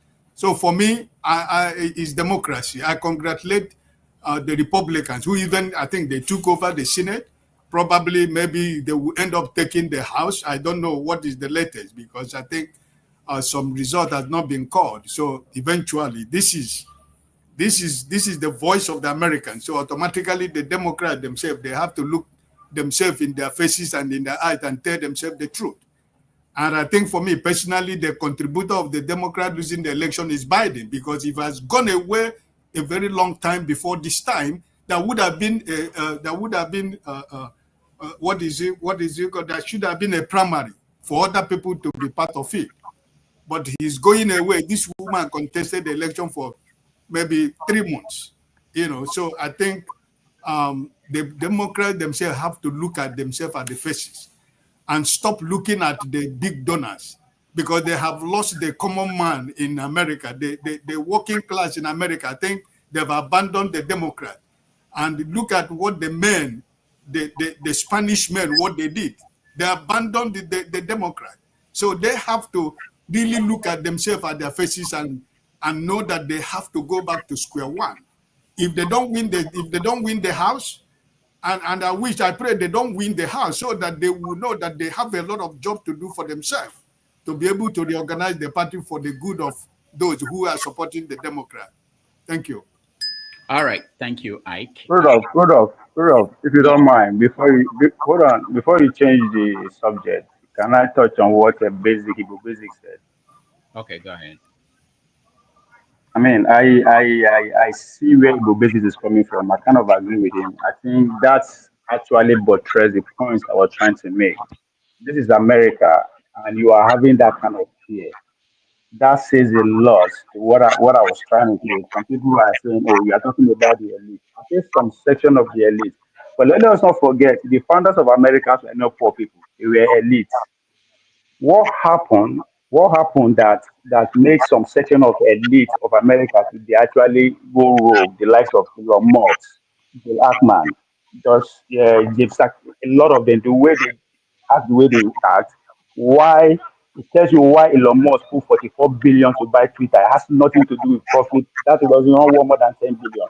But they all accumulate to what we saw during the election, because those subsection of the elite, because the American ruling class is consists of the presidential elites, those who are over-educated themselves, have leagues and all that kind of stuff. Then the business class, which is consists of the tech, the tech, the agricultural guy and the oil guys. What made those the elites decide to go rogue on there was three things. They saw for the very first time in their life, they come at them in three ways: through canceling and censorship. All you need to do is to go and read the Twitter files and letter of Mark Zuckerberg of Facebook to the Congress. Through censorship and canceling, if you do anyhow, they just take you out. I'm not talking about the poor people now, because people have already lost their courage. That's why I brought that book, The Free to Be Courage. They've already dismantled the poor people. You don't have courage to speak out again. So they now face those section of elites who refuse to buy into it. Another way again was lawfare. The way they come at Trump himself with all those laws, it scares a lot of them. Say this cannot be happen in a land that we are supposed to be free. They have the courage to be free. The third way they got so scared again was the assassination attempt. We don't seem to be talking about it. That is when a lot of these billionaires say, is this how far we are going to go? So all this cumulated the way you see the likes of Elon Musk and the way jumping up and down, it is real. And that's what I'm trying to say. The censorship and everything was actually what has been dismantled. The poor people will not do anything. I'm talking about myself now, the Americans. The courage has been gone. So they now target those section of elites. So that's what we are seeing. The angry elites that go rogue and the amalgamation of the large Americans that come together that give you what you just saw, that give you Donald Trump. All right, thank you. So for us to be scared to speak up in America, that says a lot in 2024. All right. So tomorrow on 90 Minutes Africa, we are going to we're going to have David Hundeni will join us. He will talk about what Trump's return means for Africa's relationship with the West. So if you can join us tomorrow at 6:30 p.m. Nigerian time and 12:30 p.m. here in New York. Then this is something that is just coming up on Tuesday, a special conversation. We're going to have a special conversation with Simon Ekpa on Tuesday. We'll talk about December 2nd, Biafra declaration that he plans to announce. So that will be on Tuesday at 12 New York time, 6 p.m. Nigerian time. So if you can join us, we'll appreciate that. All right. So last thing about this election, just if there's anybody who wants people, because I know everybody will want to. You're muted. Oh, okay. I said You're muted for a while. Yeah, but I didn't know. Sorry. About the election, I said if there's anybody, just two people that want to, if you want to react to what was said, just actually, I was waiting for the reaction. Okay. You know, Democrats in their world of anger and disappointment, they still go ahead and keep threatening Trump. Their incompetent district attorney, in the name of Letitia, is it Letitia James or Letitia somebody? You know, that clueless woman came online on TV and was threatening him that they were going to follow through to making sure that they brought him down. And I was like, what is wrong with this woman? Haven't you done enough? You know, you were used to try to put him behind bars and it didn't work. And you're coming after he has won the presidency of the country and you're still threatening him. And there you go. His lawyer came out and said, see, can you allow me to use the word that he used? I'm just quoting somebody. He said that if she try it again, he's going to get a fat ass in prison. I was like, okay, here you go. You know, when you don't know your boundaries, when you don't know what the law is, when you don't know what you are representing or what you are calling for, and they decide to conk your head. Okay, can I the lawyer came out the next day to personally say that he wasn't speaking for Trump, pulled back from what he said. And this is what most people are concerned about, where we're going. The language, the culture that we are accepting, that something changed. I mean, if you disagree with the Attorney General who is saying that, what I think, I live in New York. I think you're in Atlanta. I live in New York.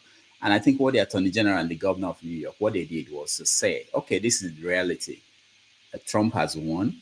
We have to put in place things to protect our people in New York against policies that might come from Trump. And they discussed that. So, but for you to react, I'm talking about the guy that was picked as possible Attorney General of the Federation, to come and use that language to say this. And of course, New York Post, they don't really care. They want to sell their newspaper. They put it out there in public. It was a kind of feeling that people now started thinking, are we going into this for another 4 years? How do we survive it? But anyway, I'm just talking about the language and the culture that we have, we are worried about. The minority can have their say. The majority will always have their way. Can I speak, Dr. Rudolph? Yeah, let's hear one of Prestige, and that's the last word. We move to another topic. Go ahead, man of Prestige. Go ahead, man of Prestige. Okay, thank you very much. Yeah, I mean, I think some people are just missing it. Nobody's crying. Was I paying for the first day? Of course, I was paying. You know, I mean, I wanted my candidate to win, but nothing going to pay me. Not American politics. Nothing going to pay me that I had a sleepless night. I'm going to be lost. So this Trump win is very minor in my I mean in my standard. If we be lost, which I fully invested, I wanted to be to win. I mean, nothing could pay me more than that. So Trump winning. Hold on, let me finish, guy. So Trump winning, there's nothing going to change my life. I mean, if it's going to make me more money, it's good. But I just want to make two statements. There's something regarding what just transpired in the last election. When it comes to Trump, Trump has absorbed all kind of norm. Okay, let's make it one. Trump has never beaten a man. The two elections he has won has been women against women. So that's one of the norm. He hasn't beaten any man. Secondly, Trump played a cultural politics. Identity cultural politics, and he won through that, because if you look at what actually transpired, I'm not saying he may not have an economic that may benefit all of us, but he never have any economic policy that was pretty much laid down there. All he was basing about what actually happened, he has the best economy or something like that. But I'm not here to debate about whether he has the best economy. That's already past tense. We are looking forward for the future, like as properly stated. I'm going to support the presidency in the office, 100%. Hopefully, anybody here that's talking about what's happening in immigration or whatever is the main reason why you voted for Trump is all good.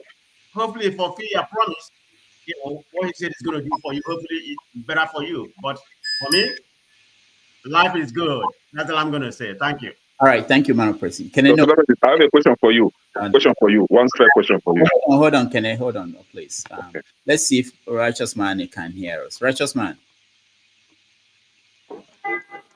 Good evening, Dr. Rudolph. Yeah, hi. We're in total darkness in Nigeria. That's my concern. You guys are in America enjoying what other people have labored for. We're in Nigeria. We're in total darkness. For days now, national grid has collapsed. We have no light. Righteous Man, we have contributed here for the number of years we're here too. So it's not just all that's labored. We contributed. And it's not free, even for now. We still pay. If you don't pay, the light will go off. You see darkness. So you pay every month. If you don't pay, you see darkness. So, as regards to the election, honestly, I pitied that woman. I think she had a good thought. She had a good mind to do something that would be beneficial to mankind. As regard to the clash of civilization that we have today, those who are interested in a man getting married to a man, a woman getting married to a woman, those who are interested in animals getting married to human beings, will really feel so bad for her loss. And I tell you, I was crisscrossing Al Jazeera, BBC, Al Jazeera, BBC that night. I never slept. My concern about life is outside the prosperity that we receive from mundane things. My concern about life is the value that we give to what we cannot create. Man cannot create life. If man can create life, those that have died in the civilized world would have been restored back scientifically. But as long as man cannot create life, we have to give value to life and also respect and honor to the creator of life.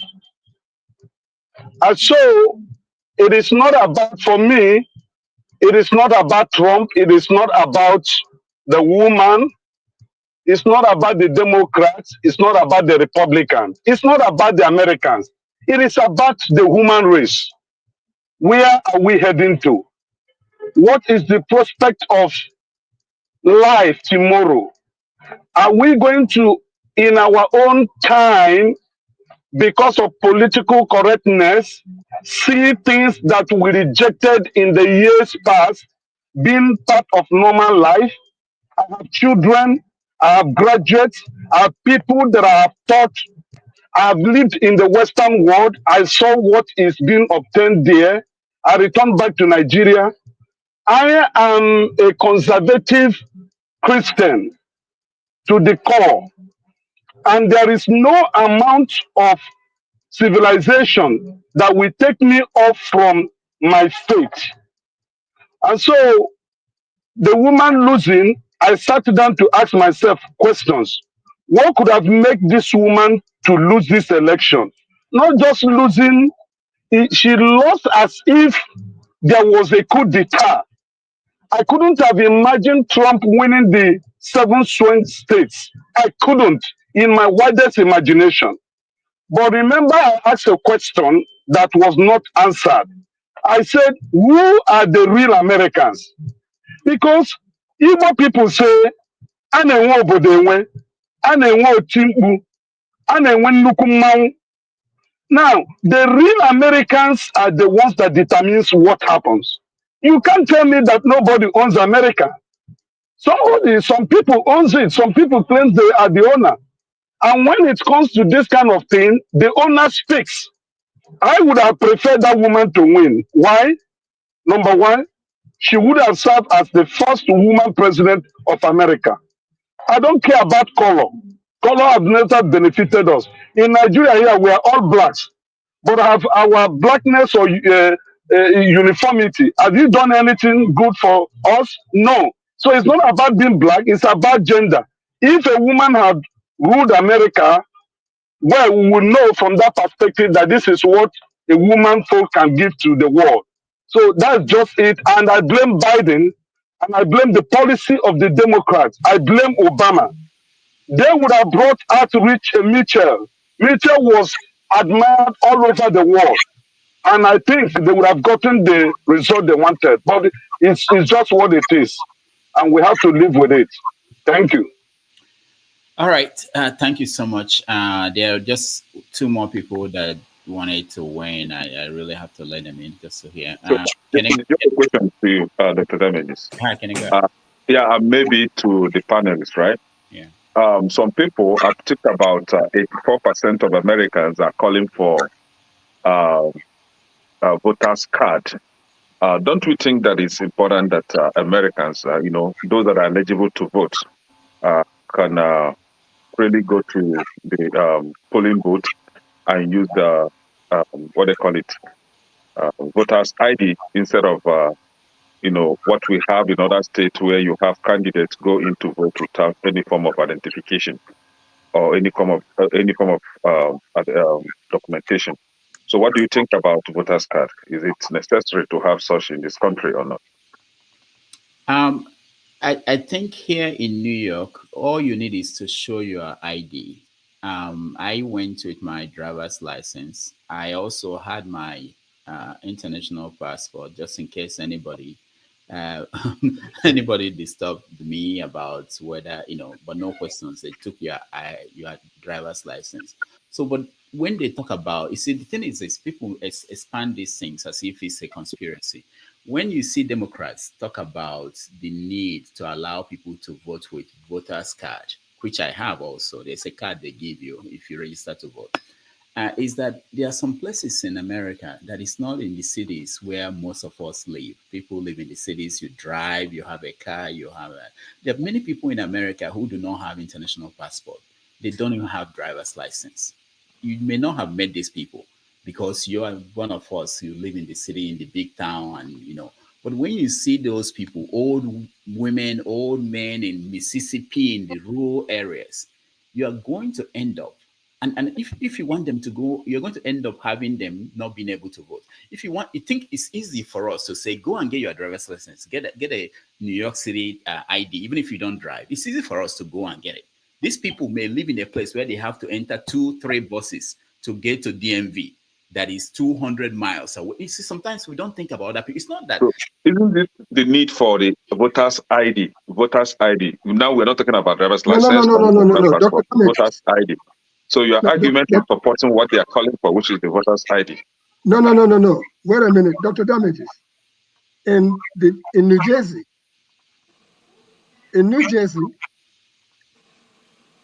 Dr. Damages, you are muted. No, I can hear you. I hear you now. I can hear you. In New Jersey, we don't ask you for your ID. In fact, it's not required. Here is why. There is a system here.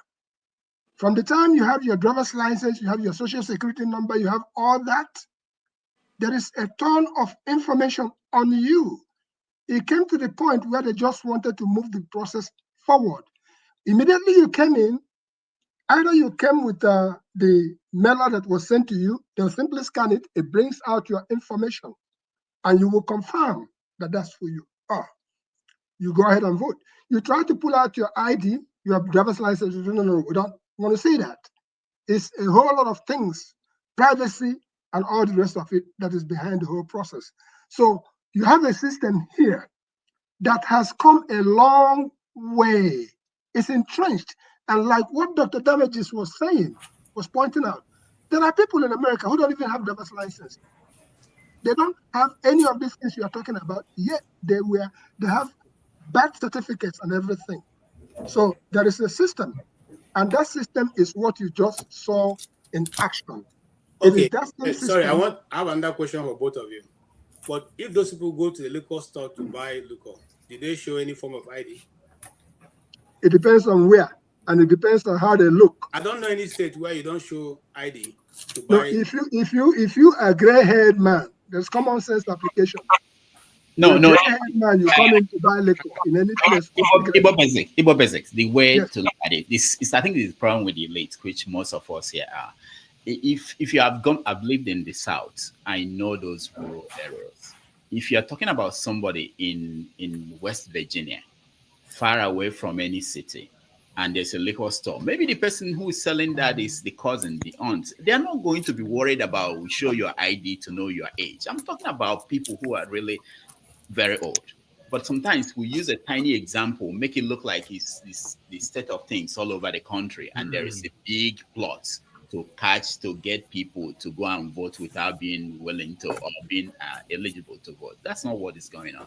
But anyway, go ahead, Ovie. Just that's the last word. At times, when they argue some countries, they follow me, right? That every American cannot have a voter's ID or ID. You know who water now? Every American has a social security number. Nobody they bring a call from bed. That they give you. So if they want you to have a voter's card, everybody will have it. This is America we are talking about here. You talk experience and history dated by over 200 years. If they want to make everybody get ID to get them, everybody have a social security number. Everybody pretty much, I mean, so I don't understand why so it's a political thing, you understand? So now who argue the matter part, now go wait. So far, those that don't want voters ID are having the upper hand, period. All right. it wouldn't end this conversation, so we have to move. Oh, yo, Ngozika came in. I forgot, but let me just point out that all the things we discussed, I had you guys, and it's not just about. It's not one thing that is responsible for the outcome of the election. There are so many things, and there are some that we didn't point out here. But migration is one of them. This what's happening in the border and the fear it put into a lot of people that their country is being taken over by other people. So there are many factors that played out. Ngozika, go ahead.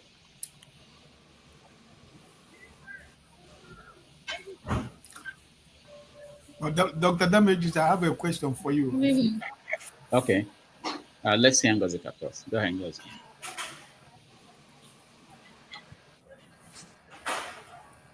Good evening, gentlemen. Good evening, Dr. Damages. So nice to join you, gentlemen, again. Been a while. We are still on you people's election. Oh, yeah, I don't have anything to say about that one. I'll say this one out. All right. All right. Thank you. Then let's. I don't care who is. Okay, I have something to say. Sorry, that was a lie.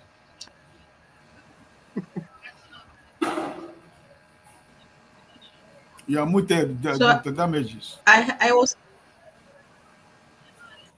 Ngozika, go ahead. So I was saying, I initially said I had nothing to say, but that was not really true. I have something to say.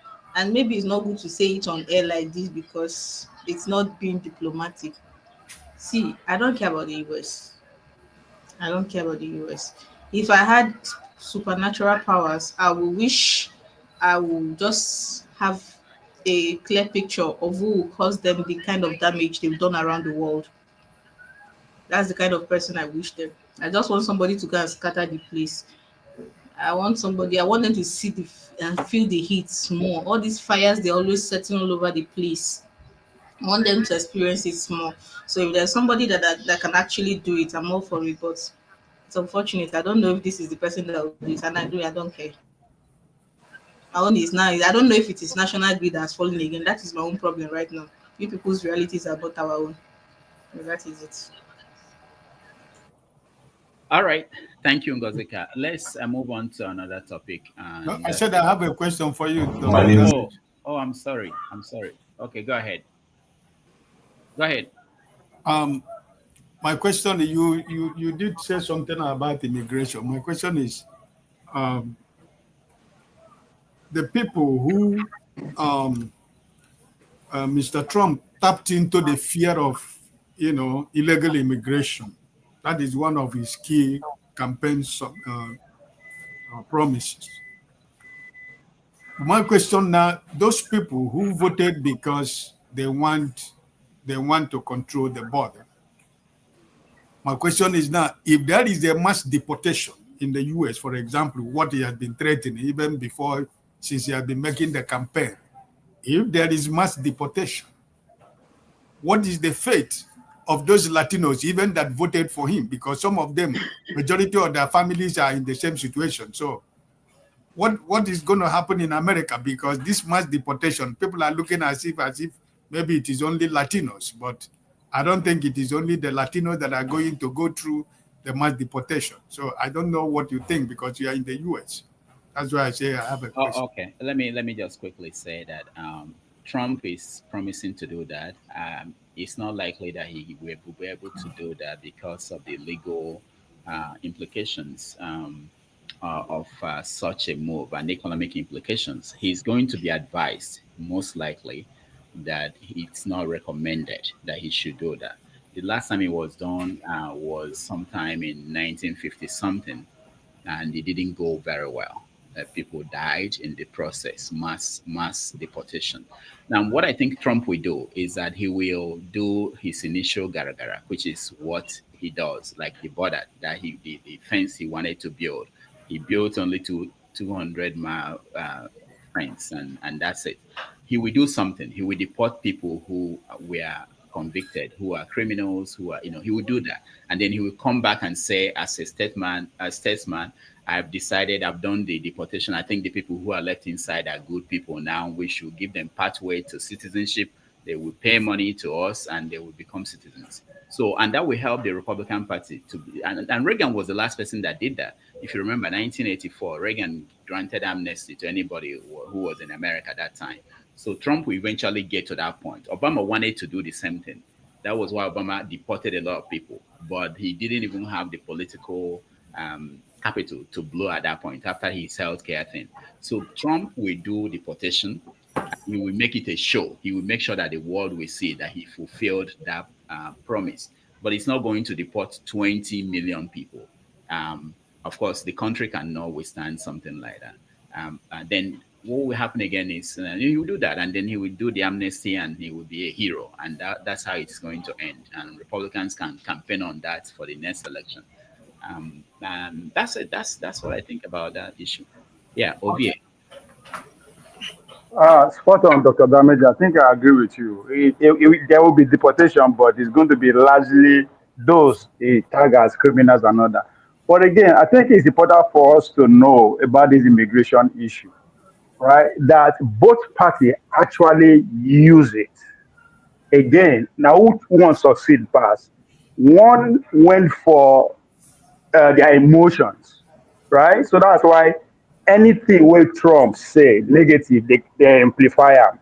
And the Republicans understand that and they keep doing it. Hence the comedian from New York and all that. So Democrats were hoping that capitalizing on the emotion of the immigrant will stay up with those who are legal here and they will vote for them. While Republicans were able to tailor the tactical message. If you did Florida, if you did where the Mexicans here or they are different from the Puerto Ricans, they are different to the way that they reason, they don't put in law. So what joins them together is that hustling, that economic reason. That's what joined them together. So the Republicans are able to talk to their physical reality, while Democrats are busy trying to spin people's heads because of their emotion. Why they accuse these people like this? Yeah, that works, but for how long? When reality has to speak loud. So I think that's one thing we should know about the immigration. Both of them, they use and they show the show of themselves. All right. We have 4 years to talk about what Trump will do, so we'll be talking about them. But the most important thing for people to remember is what Judge Badenoch said, which is that there are two tragedies in life: not getting what you want and getting it. The Republicans and the Trump people, they got what they wanted fully, and they are going to deal with the tragedy of getting it. All right, we're moving on. The next thing is this apology from the boat driver who was assaulted by our lawmaker. Let's watch. Stealing, Abu Ashari, the boat driver, that had a misunderstanding with Right Honorable Mascot Ikwechegh some days ago. I still actually want to apologize to him that I'm sorry for whatever I must have said or must have done to have provoked him to that level of anger. I am very, very sorry. This is actually a medium where I would like to tell all Nigerians that it is not time for us to start dividing ourselves based on religions or tribe or region or anything. That we should actually come together and try to see how we can unite this nation and move the nation forward. Please, Nigerians, let's forgive and forget. As even contained in our Lord's Prayer, that Lord, please forgive us as we forgive those who trespass against us. For there's no justice without forgiveness. Thank you very much. And I still want to use this medium to thank my family members, my parents, my brothers, my uncles, and everybody that stood by me. I want to appreciate all of you. I love you all. I love you all. Thank you. God bless Nigeria.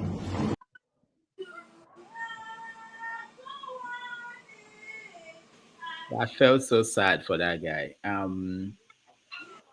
All right, where do we start? KJ. Yes. See, Dr. Rudolph, see the tragedy of Nigerian state. This is what I always say here. And this is the reason why I stopped taking part in activism in Nigeria. The last one I did was with Adams Ushomole. And after that, I said, I will never do it again. You know why? Because while you are there thinking you are agitating, you are fighting on behalf of the oppressed. even though you have the opportunity of living a better life, I mean, you enjoy yourself and you don't have to lift a finger and things are done for you. And if you need things to be done, you can call people in high places and they get it done. But you leave that exalted place, you go down and say, okay, I want to be an activist. I want to fight on behalf of people. And while you're busy doing that, the people are busy collecting bribe behind you. And then at the end, you are left in the middle of a river. It's not the first time. It's not the second time. It's not the third time. Now, the man sitting comfortably in the leather chair and talking in the person who has slapped him house, drinking champagne or whatever drink they offered him with his brother, because I've gone behind to look at all that, what before this statement were made. And then they now gave him this thing because they gave you 5 million and a fairly used Tokumbo Corolla, which in fact they had to return. The lawyer who brought you to the fore, you look at his statement. They want to thank his brothers, but not the lawyer that didn't charge you, not the very dark man that didn't also charge you. They're not asking for any money. They took the case to court. You didn't even bother to call them to say, look, this is how far, this is what people are saying. You went to balance and you are drinking and eating chicken, okay? And then you are now making a statement. How then do you say that people who are in the forefront of fighting for justice and equity in Nigeria will feel when they see this kind of thing? These are the kind of things that they if you remember, I don't know how old you were, but I think I was secondary school then, when Babangida brought Tai Sholare before the national TV, and we're asking a question. He said, you see, and you say you were an activist. Look, are you not the one who did this? That destroyed the reputation of that man. And he never survived that very embarrassing situation until he left this world. That's the tragedy of the Nigerian system. It has been destroyed so much that if you have money, you can move anything. If you have money, you can be sent to prison, and someone else will go there, be answering your name in prison while you are busy living your life. At the end of the day, when the prison sentence is over, they bring you in at night and stage a television camera show, and then people take you and they say he's coming out of prison. Whereas you look at the person's skin that's coming out of prison, you know that he has never been in the prison for one day. That is the tragedy of the Nigerian situation. I don't know if it's going to change, okay? Because Deji himself, who is the lawyer representing him, had, given him, have said he's no longer going to represent him, had withdrawn himself from the case. And now he can go ahead and enjoy with the bourgeois, because now he's thinking he's a bourgeois until the case is over and the media will leave him. Then he'll find out that he's all by himself. I wish they give him the money and everything before the media leaves him, because once the media leaves him, he can't even afford to have publicity for whatever he thinks he can put forward. Thank you. You're talking about the media. Why will he talk to the media again? What does he need from the media? He's not going to talk to the media. No, I'm talking about the media, because if the man refused to, they will flog him tomorrow. I heard the car is not yet with him. The one they brought. They'll flog him. So, sorry, anyway, can you hear me? Yeah, I can hear you. We can hear you. So the car they brought is not yet in his possession. The one they brought, they say had a problem. They are bringing a second one, and then so if now the case goes into the back alley, it's not going to be. You won't have the publicity. Yeah, I know, but it's not in the interest of the lawmaker that anything should happen. He will do everything to settle the matter, and that's it. PDD did this many times, so it's in the same line. No, anyway, no, I'm telling you. You see, PDD. That's in the country where things work. If this man gets out of the searchlight of the media, he can tell this guy to go to hell. Okay. All right. Sure. This is my worry when I saw that video. I don't blame the guy. I understand what he was going through and why he did what he did. But the lawmaker, what was he thinking that we, the Nigerian people watching this boy, the man, whatever, making this apology, that we will say, oh, that's nice. They made up. Things are good. We should be happy for the law. What is? I think it's us that they are playing with, not even the guy who the boat driver. It's we, the Nigerian people. What do you think? And sorry, Rudolph, I'll take myself out and I'll bring someone so that they can have an Well, opportunity.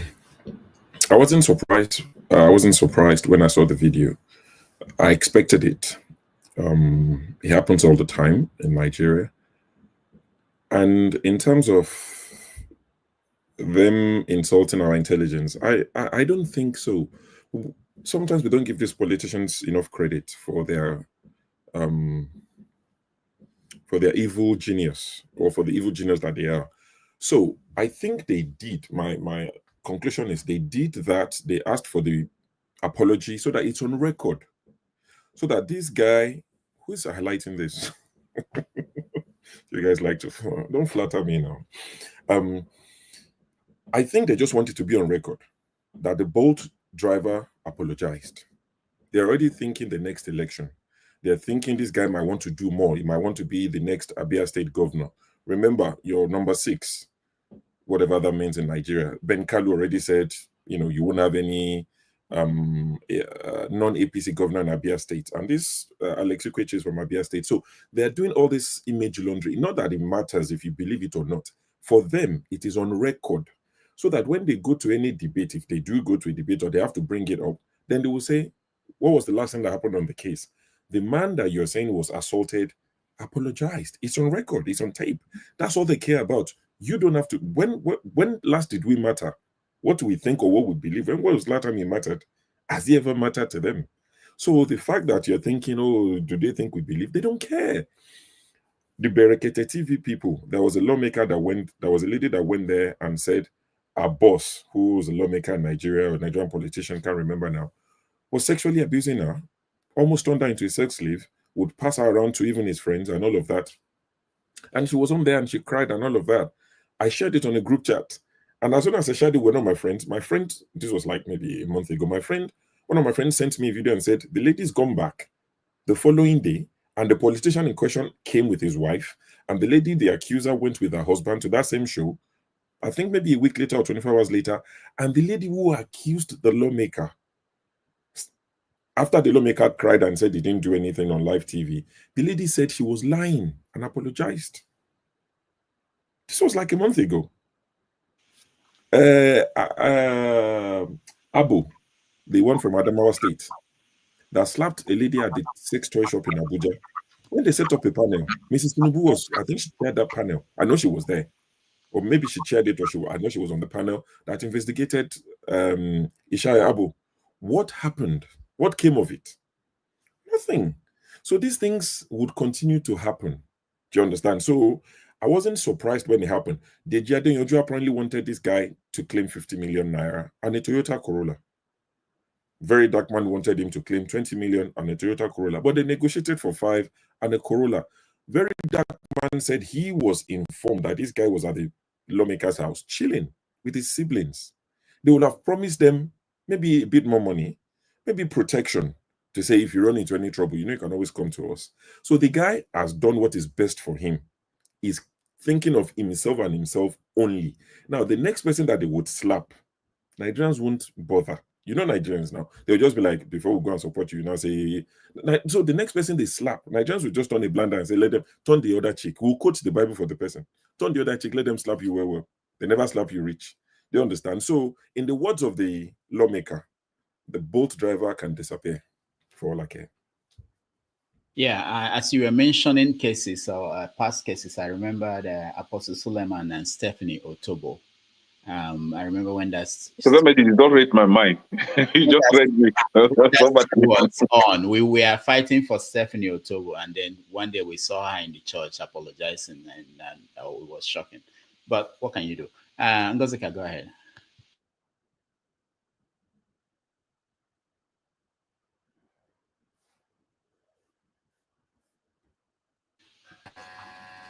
When I watching that video, I was just laughing because hello, can you hear me? Can you hear me? Yeah, we can hear you. Go ahead. Yes. Okay, so I don't even know how I feel about that video. Okay, so I don't want to say I understand where he's coming from, because I don't like people who do not have spine. He's a spineless human being as far as I'm concerned. And what he does, I don't know what the lawmaker, we're assuming that he was promised a lot of things. What if he was threatened? What if he was threatened? This is Nigeria. What if he was, if you don't do this, so if he lost you, you will just disappear. I know where you live. I know your mama. I know your grandma. I know your family house for village. Your brothers will disappear. She'll be, oh, maybe people that they work for that cattle ranch go lose the job. I'll make you suffer, and nothing will happen. This is me playing the devil's advocate, because in the first place, in that video that he recorded, only to go, he doesn't, in that video that we saw, the first video that we saw, this honorable member assaulting him, it doesn't look like somebody without a spine. The man seems like somebody that knows his rights and is willing to stand by it. So this whole apology thing does not make sense to me. And the cynic in me is thinking, are you sure they're not holding a gun to his head? Are you sure they don't have his family members somewhere? Because I refuse to believe, but I refuse to believe that they promised heaven on earth. I'm sorry. I refuse to believe that they promised him heaven and he actually and accepted. There has to be something more.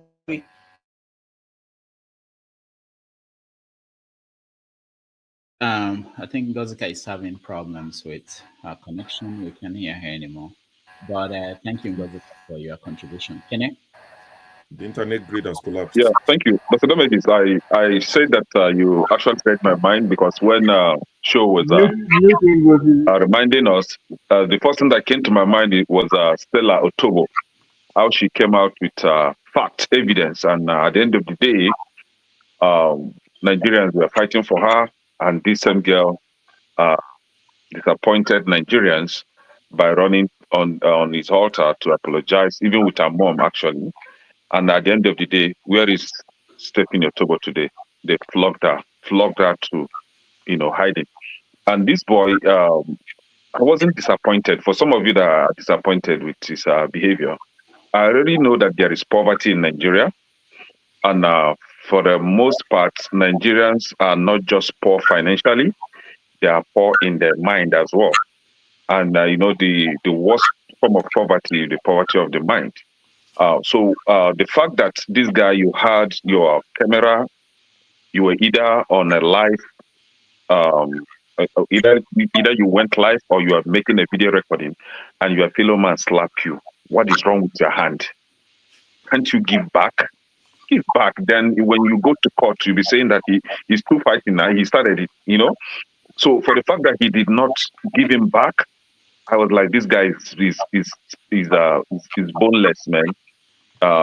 And yeah, Nigerians, they ought to fight for him, because we are angry. We hate the politicians. We hate them. We don't like them because of how they treat us. So they were fighting for him. And what do you expect? The same poverty of the mind is giving you Corolla. How much is Corolla that you cannot hustle for? Right? It's giving you how much? Is it 5 million naira? When they talk about 5 million, okay, it's a big money. So 5 million, and then you sold everything out. You sold Nigerians out. This same boy, mark it today, you will never hear of him again. They will still flog him for the mere fact that he tried to ridicule an elite, right? They will flog him, and by then, nobody is going to fight for him again. No Nigerians are going to speak for him, because he will just disappear, just as the guy promised him, right? So I'm not disappointed. I already know Nigeria is a go-go-gongo country, So whatever that happens, it's fine. It's just fine. I don't fight for anybody. I only fight for my conscience. That's it. All right. Thank you, Kenny. Just to make Dr. Rudolph, sorry to say, I think you have tweaked this thing again and put me last. This is the problem we're having with this platform. If you don't retweet this, I'll go out of this platform. I'm sorry.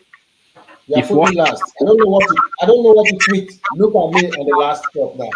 You're acting like I don't have something to do with my time. So one of our new rules is did I say anything? No, you can. Okay. One of our new rules is that just think about this as if you're on a TV channel and you're live and we're discussing a topic. Whatever else is happening, it shouldn't be on air. If there's a problem, you can send a text message, send to our complaint email, but don't just stop our conversation because something, I don't know what he's talking about, but it shouldn't be. Anyway, so you were talking about 5 million. 5 million is a lot of money in Nigeria, so you have to know that. Yeah, that was why I corrected myself. It's a big money, so. Okay, so Ovie, you're next. Dr. Ramejis, at times, at the talk, I want to sit down for your class. I know when you do your class, they teach. I know you are different. I want to see that. You said something while pushing question to show that are they not playing with the people? And you are spot on. Let's forget about this man for us and put ourselves on the hot seat. The people. Dr. Dameji, forget about me with the smoking go first or this bad man. If Dr. Dameji, you fuck up today, excuse my Yoruba, say you insult Ngozika or talk by any of the female that is coming here, we the people that you are referring to, instantly we don't carry out we deal with you immediately. That will kill your platform. We will descend on you immediately. Right? Now I'll come to the solution to that because I don't need to talk before. At the course of the conversation, two names were mentioned: VDM and Adeyoju. VDM, okay, let's say, okay, Nigeria no rich, right? When anytime when injustice is done, Moko ask for money, right? Asking for money to say, okay, it will happen again. That's exactly what I'm saying. Then the lawyer Adeyoju, which I expect better for him to be pushing law because examples we are giving up on example means it's not new. If he cannot suggest law, what law can we push? Or what law can we the people put in place to checkmate these people? Because what the elite, the Senate, what they are doing is actually protect their own. It's no longer about the man himself now again. It's about the whole Senate and all the elite. They are trying to protect their own for future reason, right? So if anything that these people do to us, all we could think of is money, then we will never even start. I recommend the people's law. How we go to do with Dr. Dameji if he fuck up? What can we do the same thing to these people? Can we do it? I need to. Is it that complicated? Because as I said, if Dr. Dameji just miss here before he finishes the statement, before the show finish, I guarantee you this show will never remain the same again. A lot of people will unsubscribe. They go begin. So every evil thing that you can think of will be suggested. After somebody say, "May go ahead," right? So the people, with the people, it's our time. That's why I just say, let's stop looking for president. Let's look for somebody who can articulate our problem and find solution within our problem first. We implement that and move on. Because this man, all we need to do is to carry out a campaign. Should never be elected again. It's as simple as that. I mean, can we do it? Because I get money, another country I go to sponsor. That guy should never be voted in again. Simple as that. If they like, they do it. I want to do it. No, that will send a deeper message. Doesn't make it pay money. What is 5 million? It's nothing. 5 million is nothing. Even in Nigeria, as far as I'm concerned, it's nothing. Will it change your life? No. So the people, Dr. Dameji, thank you. We the people. What's wrong with us? Where is our power? When we go deal with Dr. Dameji or deal with show or deal with the Bakasi guy to Nigeria. Me where the smoking both easy. I go decide for internet if I just miss him. But we have somebody that we they pay, right? If we went across the board, but all we could suggest him make him pay money. The next thing now because it's on the record, the guy can really disappear. We don't know, or how many don't disappear. So it is about us now, with the people. Thank you. All right, thank you, Ovie. Let's go. So don't forget the people's law. The people's law is very important. All right, Igbo basics. Yes, on the issue of Alex Ikwechegh, I would rather that we, all of us, including we Nigerians, try to approach this issue from a positive perspective. Everything is not negative. We cannot stay wherever we are and assume whatever it is that happened has happened. We all saw it. on live TV. The reason why I actually came on for today's show is to state the fact that, number one, Alex Ikwechegh is my kinsman. Hello? He is my kinsman. I'm from Ibere. And we have other Ikwechegh also from Ibere, including people like Commodore Amadi Ikwechegh, late, including people like Justice Abike Ikwechegh. And these are stellar characters. I know Alex Ikwechegh personally. I know his father. His father was a man of exemplary character. Ibere people are people of solid integrity. What I will say is this: all of us, including you, me, pray that on the day of your height of heights, that the devil will not visit you. Because at the twinkle of an eye, even a reputation you've been struggling to build, you can see it disappear. No matter what it is that triggered you off. Let us not forget, something led to all that happening. But that notwithstanding, that's where you as a human being can now hold yourself back, especially you being in public service. When you are in public service, you are there to serve, to protect, not to show us, who are you? No, that's not the issue. So, fellow Nigerians and the world over, I have stated the fact clearly. The man is my kinsman. I know him personally. What you saw was not the character of the man that I knew. It is a man at all of a sudden, whatever happened, somebody could come and say, open their mouth. And because of whatever that was going on with you, you react and you take it out on the wrong person that is in front of you at that point in time. So it goes both ways. The bold man has put on record what he wanted to put on record. And let us all understand also that the bold man took care of himself. I saw VDM, I saw others arguing on his behalf. I saw all of us saying, no, this cannot happen. But the man took care of himself. So what is it that all of us can see as a positive message to come out of it?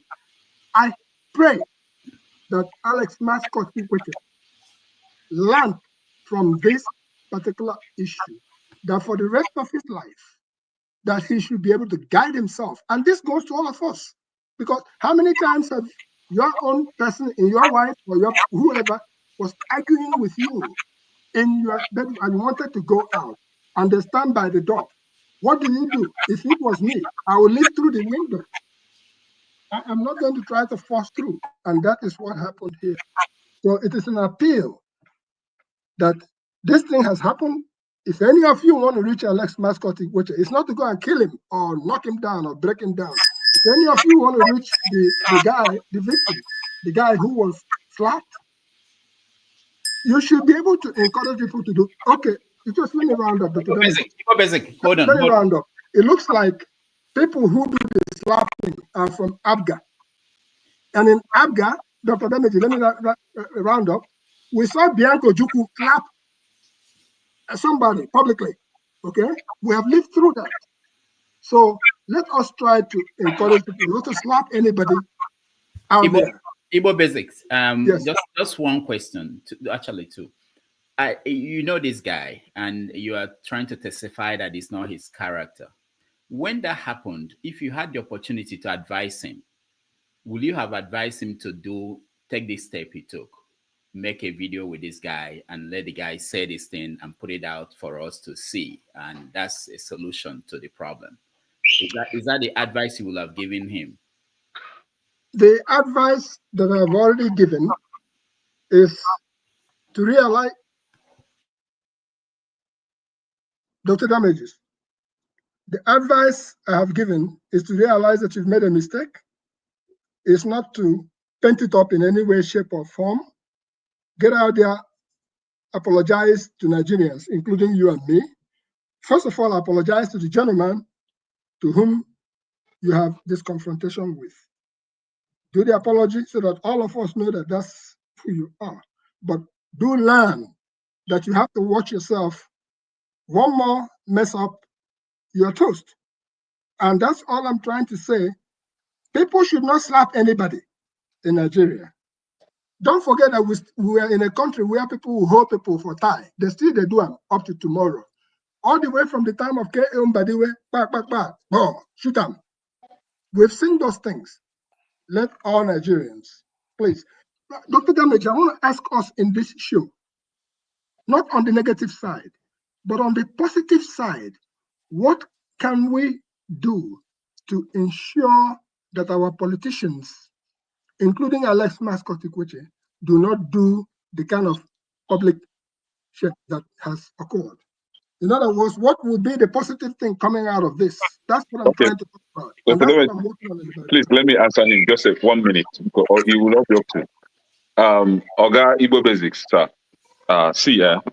Sometimes I don't know how we try to really condemn evil when we see one.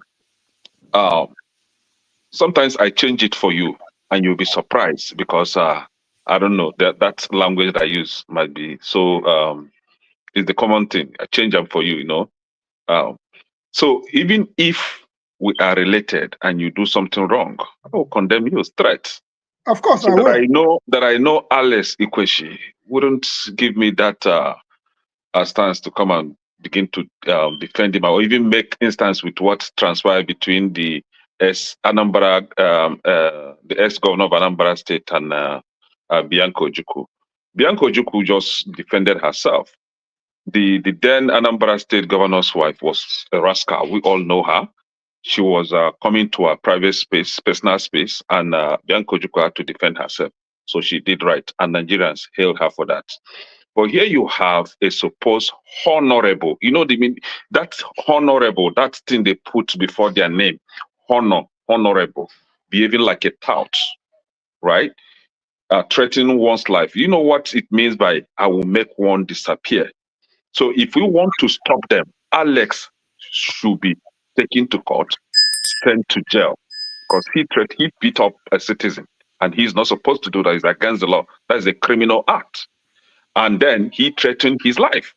So should anything happen to that guy within those days that he threatened his life, Alex will be held responsible. Don't you know that? So to stop them, meaning that we all must join hands to condemn evil. By setting an example with this Alex, and there is this one Elijah Dabo or whatever they call him from Adamawa, those guys should be used as an example. And these are the youth that we are calling for youth takeover, but they are behaving like tout every day. How am I supposed to support the youth then? When the so-called elders are behaving better than the youth. Thank you, Kenny. Thank you. Let's go to Man of Prestige. Go ahead.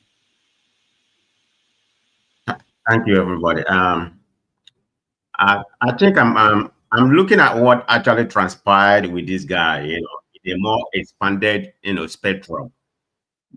Because what actually happened is an epitome of how Nigeria's people, you know, common people has been baptized or, you know, wicked, whereby they submit to the authority regardless of what happened. I'm going to paraphrase. So this guy said, I'm apologizing to you for provoking you.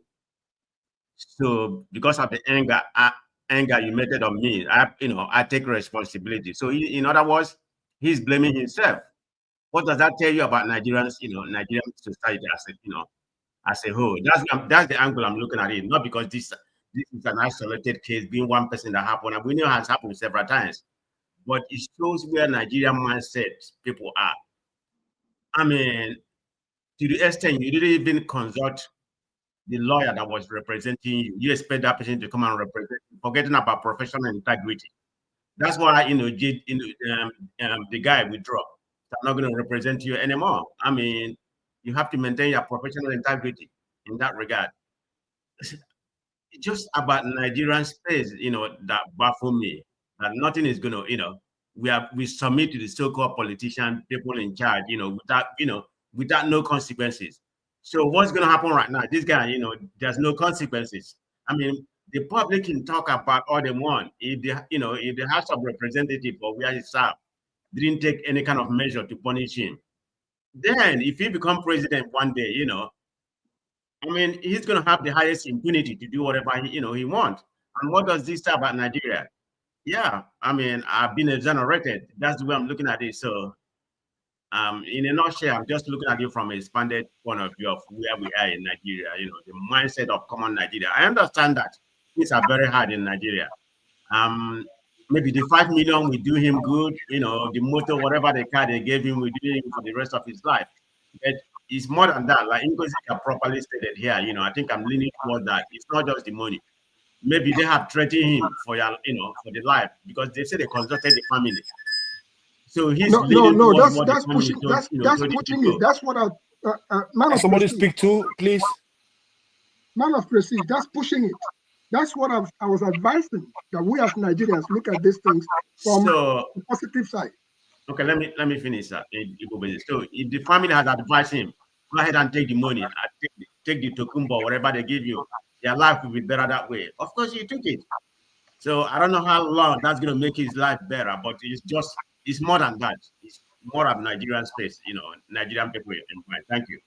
All right, thank you. Let me just point out that you see what happened now when Man of Prestige was speaking and Igbo Basic felt there was need to respond because he thought he was reacting to what he said. That can be acceptable. What is not acceptable is to have somebody far away doing the job of the moderator, which is what Henry tried to do. You just have to be patient and let the moderator moderate. You are not involved in that conversation going on, and you shouldn't speak. I'm just saying, don't say something too. I wanted to say something too. No. What please, he said. Don't respond to me. So that's the way it should be, so that we can make this place look better for people watching at home. Please. All right, Flagship, go ahead. And thank you, Rudolph. So here's what I want to say.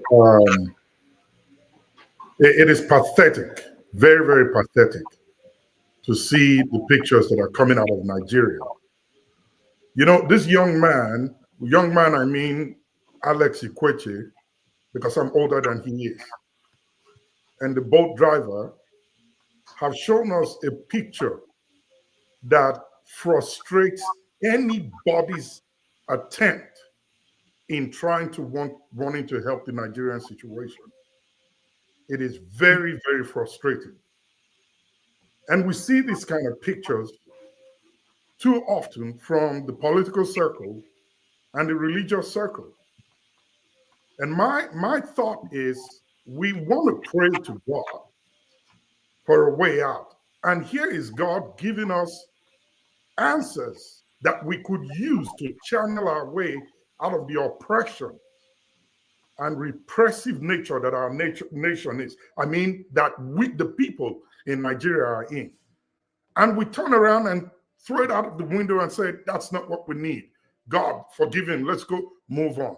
How long are we going to keep doing this and remain in this same situation that we're in, thinking and hoping that one day, magically, things will change?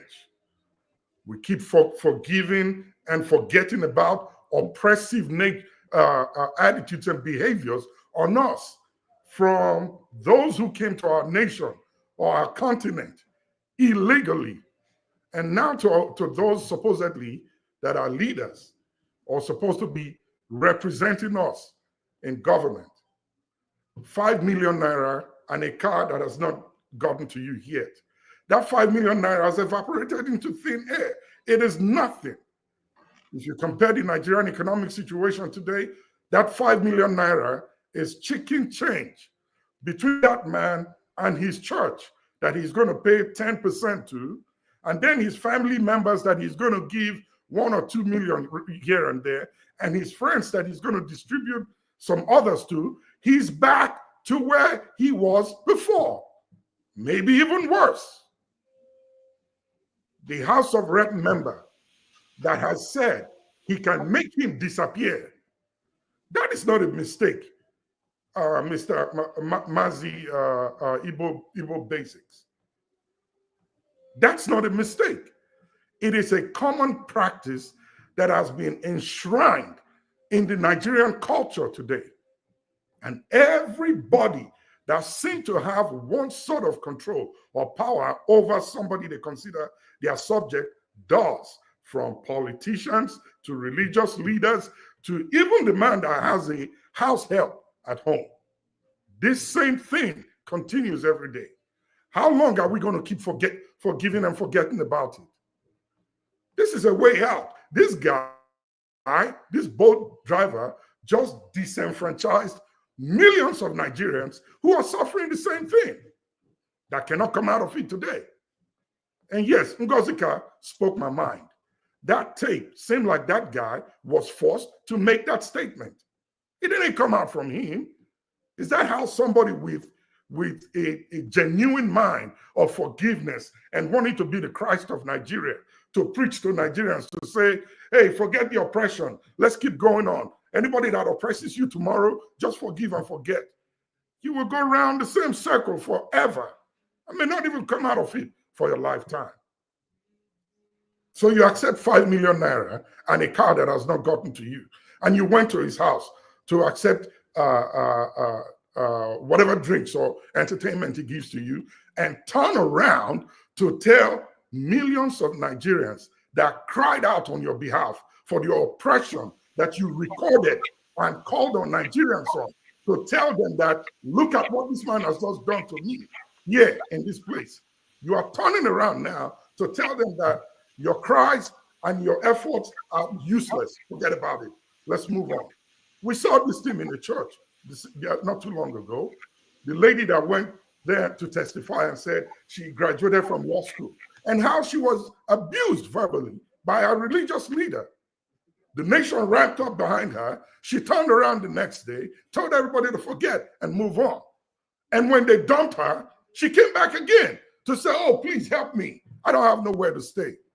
How long are we going to keep doing this? And KJ is right. When you see these kind of things, you just want to turn a deaf ear.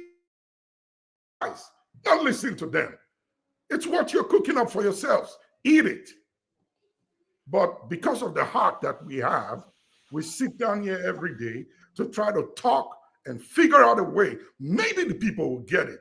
Bob Marley put it in a song. Emancipate yourselves from mental slavery. In Nigeria, this thing here has been locked. The reason why this guy gave him 5 million naira and a car is because they see that this could be a way for the people to take power from us. If they push this thing hard, if this guy pushed it hard, it will correct the anomalies that is going on there in Nigeria as we see it. But here we are talking about, he's my kinsman, so let's forget it. Let's look at the positive from it. There is no positive in it. Well, we've been looking at the positives for years. That's why we are where we are today. That's why petrol is going from 200 naira to over 1,000 naira now. Well, you know what? Let's forgive and keep moving on. He's a Milokon, my kinsman. Let's put him in. That condition make our fish bend. Look, sir, one second, sir. It will not work if we keep doing this things this way. We need to tell ourselves the truth, and we need to take the bull by the horn. Whether it is my mother, my father, my brother or sister, whatever action you take not only affects that person that you hurt or did that thing to, it's going to affect millions of others out there. If justice is not given to them. So we need to stop this, for lack of a better word. It's my person, so forgive and forget. Let's move on. I bet you he's going to do it again. This one was put on camera. So we need to speak the truth and take the right action. Sorry, can I get 1 minute? Yeah, KJ. Just 1 minute. Okay, go ahead. I want to count the people, Nigerians, who have suffered the same fate. Remember the military girl who was put in body bag after being raped and zipped, okay? Remember the guy, the only person who have been able to hold to the end is because it was not done in Nigeria, was the guy who was supposed to go and be his kidney harvest in London, who was held. I mean, the person was held and eventually the law was brought to pass. And the reason the reason why that was done was because outside of Nigeria. Remember, the same thing that happened that brought this case to where it is because the said man refused to pay what was agreed, which is very little of all his wealth. This Uber man who went to this house, irrespective of what you think he has said to you or done to you, because he's not under your employment, you should have simply paid him his money, and all this will not be there. So you see that they will want to continuously oppress the oppressed until you have no mouth whatsoever to say anything. And that is where we are going. There's one other case I'm trying to remember, I can't get it off my head now. So these things have been going on for a while. Remember, there's also the House of Rep man in this thing who went to a sex shop and beat up the lady. We mentioned that. Yes, sure. And then there is another rep man who lost election in the north, and when the village head who he said took his money to make sure he gets vote, he took the man up and slammed him on the ground. That's why you get that Douala Sanu. That's why you get that voice this thing from. How long will this continue? All right, thank you. Before we continue, let me just point out that the monster that we're dealing with is not a small monster. And it's easy sometimes for us to look at it from where we are. Most of us are abroad. Somebody can decide that they don't want to be a hero, our hero. And you have to also understand that in a country where people sell their kids for 300,000 naira, can you imagine what the other alternative will be? It's important also to point out that the story that I read all the time that it baffles me is when house helps are tortured and these women are picked up and they are being interviewed. You see them apologizing at that point, but then it happens again in the next day, and it continues to happen. So I don't think we are learning any lesson, even if we could push this to the top punishment level. But anyway, Jefferson, you're next. Okay, let me be very, very fast. KJ, I agree with KJ. Kenny, I agree with Kenny. By the way, Kenny, congratulations for the new direction. I've always wanted to say that. Thank you, brother. And of course, it's obvious, but choices have been made because no matter how we think, everybody will make their choices.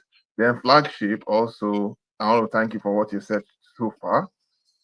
Igbo basics. Sorry, I don't want to attack anybody, but I just have to say this clear. Yes, we all know that people have their personalities and we have our ups and downs. But there's a saying, even in across African culture, if we stand by African culture, whatever is wrong is wrong. We have to deal with it. Most times we always want to lie to ourselves. I don't want to face realities. It was very, very clear that what House of Rep did was very, very wrong. However, and it was wrong in all ramifications. You say you can make someone to disappear. I will go to share my own experience. I've once said something wrong to someone who was when I was year one in university. An elderly person who was in the same class with me called me by the side and told me the implication of what I said. He said that if anything happened to that guy that I said that I'm going to show him and he dies and they do investigation, they will say that, oh, because of what I said, that I will teach that guy a lesson. They will see me as one of those suspects. And when he talked to me that day, since that day henceforth, I learned the bitter lesson not to say things like that to people anymore. Unfortunately, it's not the same with our politicians. They feel because they have the armed forces, the police, the army, the chief, the defense, they have all manner of security apparatus. They just feel they can behave anyhow they like.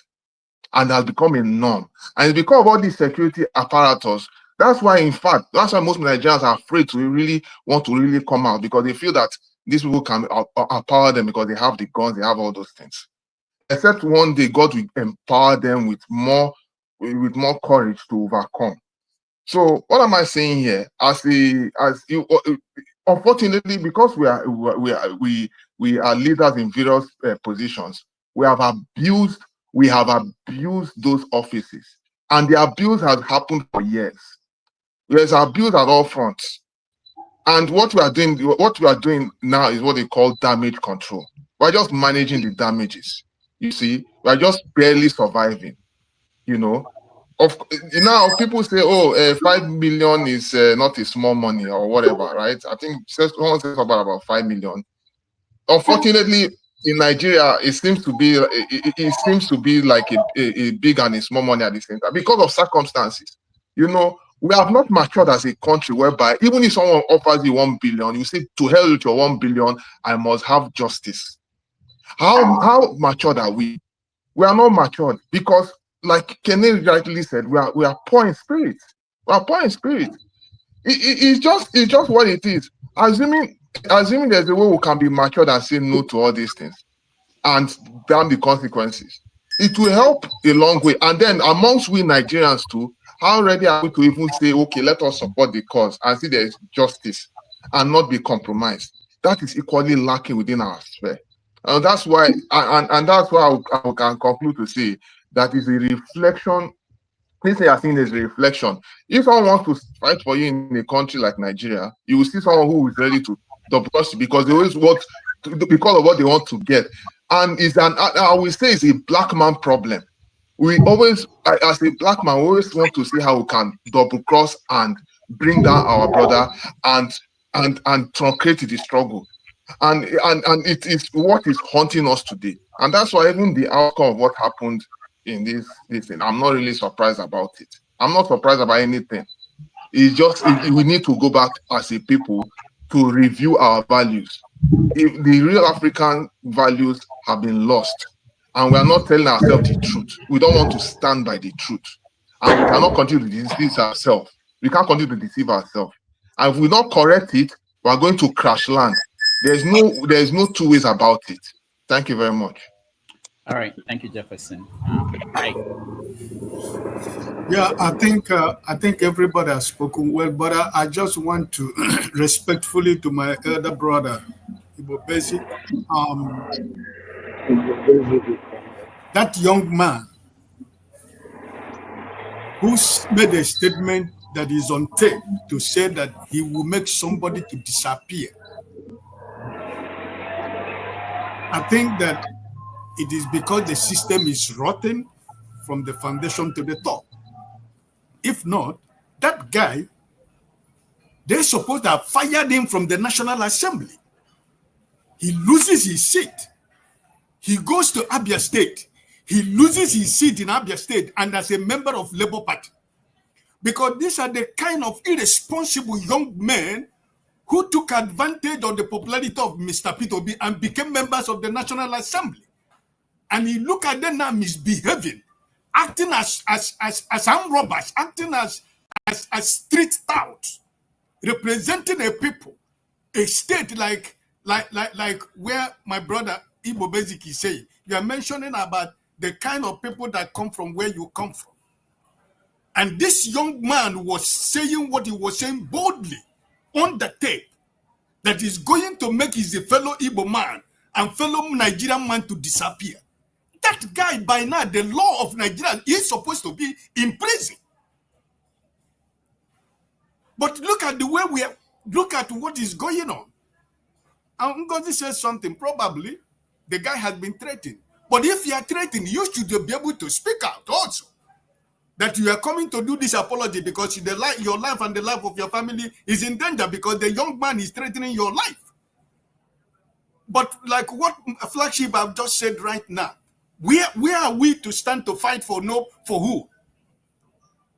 This young man has sold the credibility of honorable, and he can never, like Ovia said, will never ever. I think the first thing is that he can never go back to any kind of elective post in Abia State, because if there is no a sign of, if people are not asked to bear the consequences of their action, this is what we will continue to defend here. This is a man who has gone to represent you in the National Assembly, and look at what he's saying, and look at what he has done. And people are defending the indefensible. This young man, if he has an honor, or if his family has an honor, he's supposed to have resigned, or without anybody telling him to resign. That's what honorable men do. for saying that your fellow man, you make your fellow man to disappear because you are in a position that you can do anything and nobody is going to ask of him. That's what he said. Put yourself in the shoe of that Uber man. If you are the person that somebody told you, because he feels he has power, he has money, he has connection, he has everything, that you're going to disappear.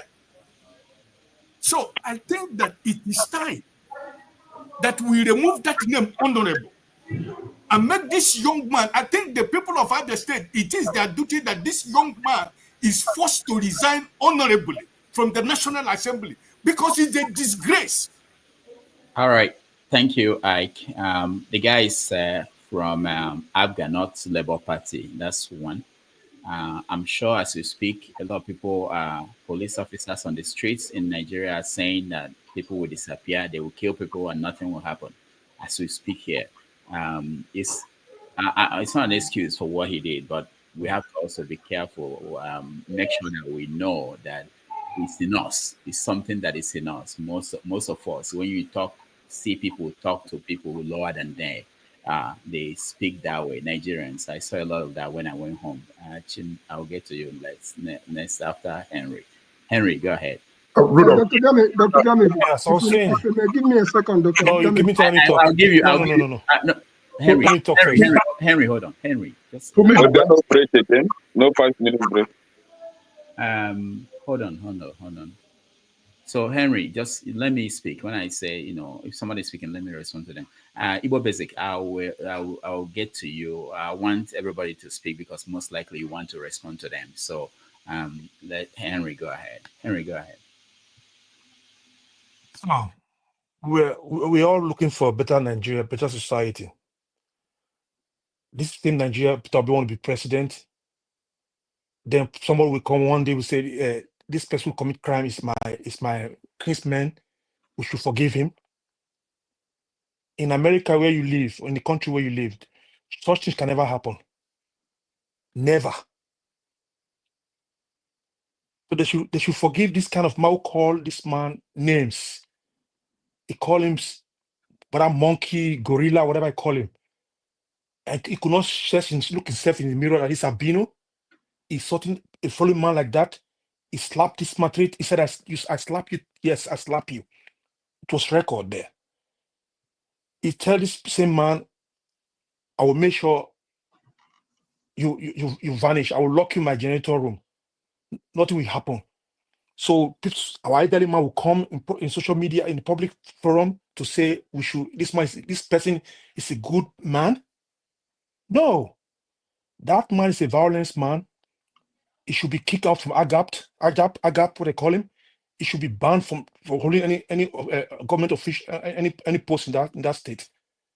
It's not a role model for the young generation. He's a violent man. He's supposed to be kicked out. He's supposed to be arrested. Now we are talking. For the young man to come out publicly to say it provoked this so-called dishonorable. Because you don't call this kind of people honorable, it's dishonorable. That it provoked him. That is why it's somebody who have brain, who think twice. We know that this guy was on pressure.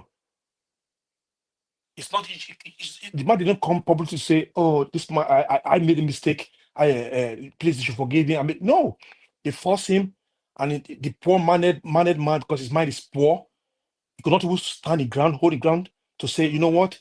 I will collect these things they say they're going to give to him, but I'm not going to apologize." Because somebody like me, you cannot bribe me with not €1. I was in Nigeria before I traveled to Western country. Things like this happen. They have to stand on that right undertaking. This Agbero New Benin there. We have to. I beat their chairman. They come in group. They want to attack me. My uncle, who is the colonel then, came. They took them off. They have to act undertaking. Till I grow up, become old, and die. Nothing will happen to me. They did it. You don't threaten people like that. Say you vanish this person. You let him go free, and come out the next day to say, "I'm sorry, I provoke him." And somebody will come here and start defending this kind of people. We don't need this kind of people to hold posts in that country. We want a better society. We don't support criminals like this kind of man. It's dishonorable. We don't need him. Peter Obi want to be president one day. You people come out here and say it's my kinsman. They should forgive him. We want to flush all these kind of people out of this society. What he did is wrong. If it happened in Germany here, that man will be in jail. They will sue him, and that guy will get a lot of money from him. But we should make sure that man, that so-called dishonorable, never again to hold any post in that state. Anybody from Abia State should do that right now. We should campaign against this man. Never, because the guy is violence. You cannot even. There's no remote. There's no remote to say. There's no remote to. He don't even make any remote to say he made a mistake. He didn't come out to say I made a mistake. I will not do it. He did not even come out to feel that he did something. So somebody will come and start to say it's my kinsman. It's not like that. This guy is a violent man. You should kick him out from that party. Never again. Period. Let's call it spade a spade. Forget about my kinsman. I don't give a F about it. Thank you. All right, thank you. Just a fact check pointing out that the man apologized. That doesn't mean that he shouldn't be punished, but just to correct what Henry is saying. You apologize. Sorry, give me 30 seconds. I know you apologize. That's not the way. He came out to read paper for you to read. Is that to apologize? To read the essay? No. Okay. We don't want him no more there. You should kick him out. All right. Thank you. Chimionis.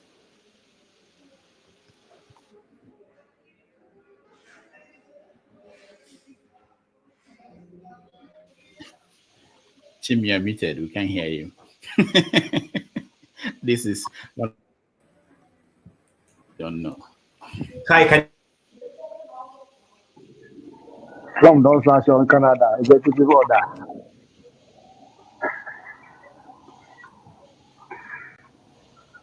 can you hear me? Yes, you can now. Okay. All right. Thank you, Rudolph, and greetings to everybody. My internet is acting up, but if you can hear me, it's okay. I can see there's a bit of delay on my system here. We all have tips. My teeth, like Botwai said, everybody is defending their teeth. Let me start first of all by saying our threshold for compromise, and Flagship put it up in a better way. In fact, I was going to shut down and walk away. I said, okay, Flagship has said everything, but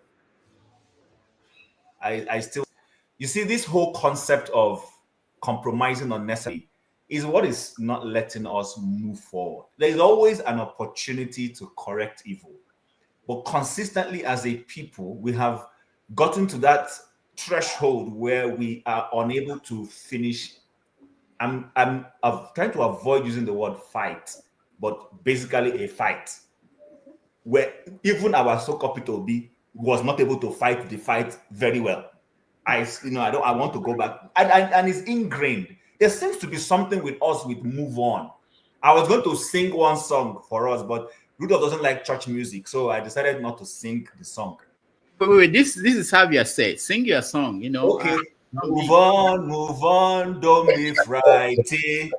Nigerians who know that song, the Christian song, move on. We have this move on mindset.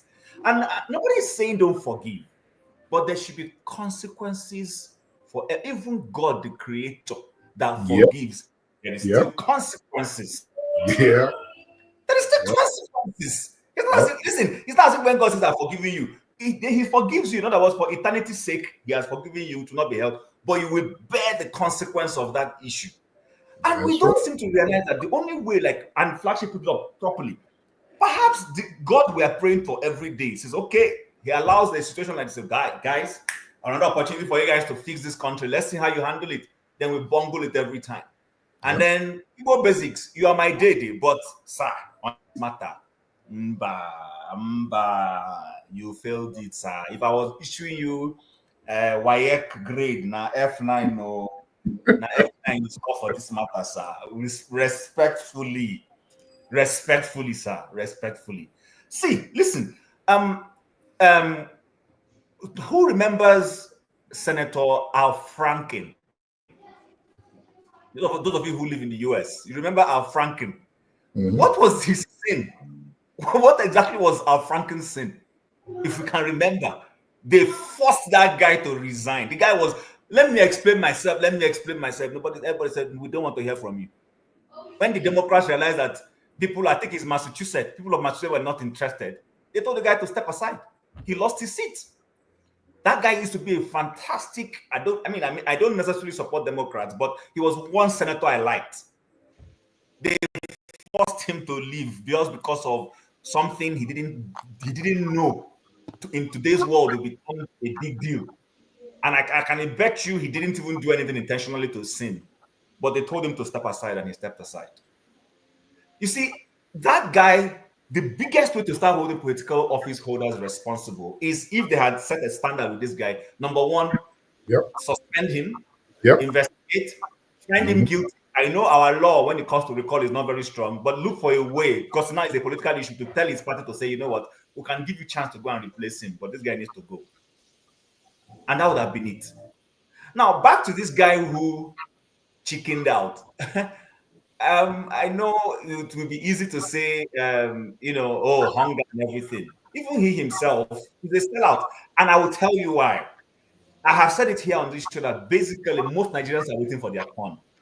There is this concept of when it becomes my turn. Because you are waiting to become governor, you will not criticize the governor whose hands is in the cookie jar. Because tomorrow, when you're the governor, you want to have a free chance to have your hands in the cookie jar. So you don't criticize the guy who has his hands in the cookie jar. So people are always, when it's my turn, I don't want to be accused. I don't want to be accused. That is why we compromise every day. It's painful to see how society was fighting for this fellow, and he gave us the middle finger. Told everybody, pardon my use of word, Rudolph, but let me say, fuck you. Told us I said it on air.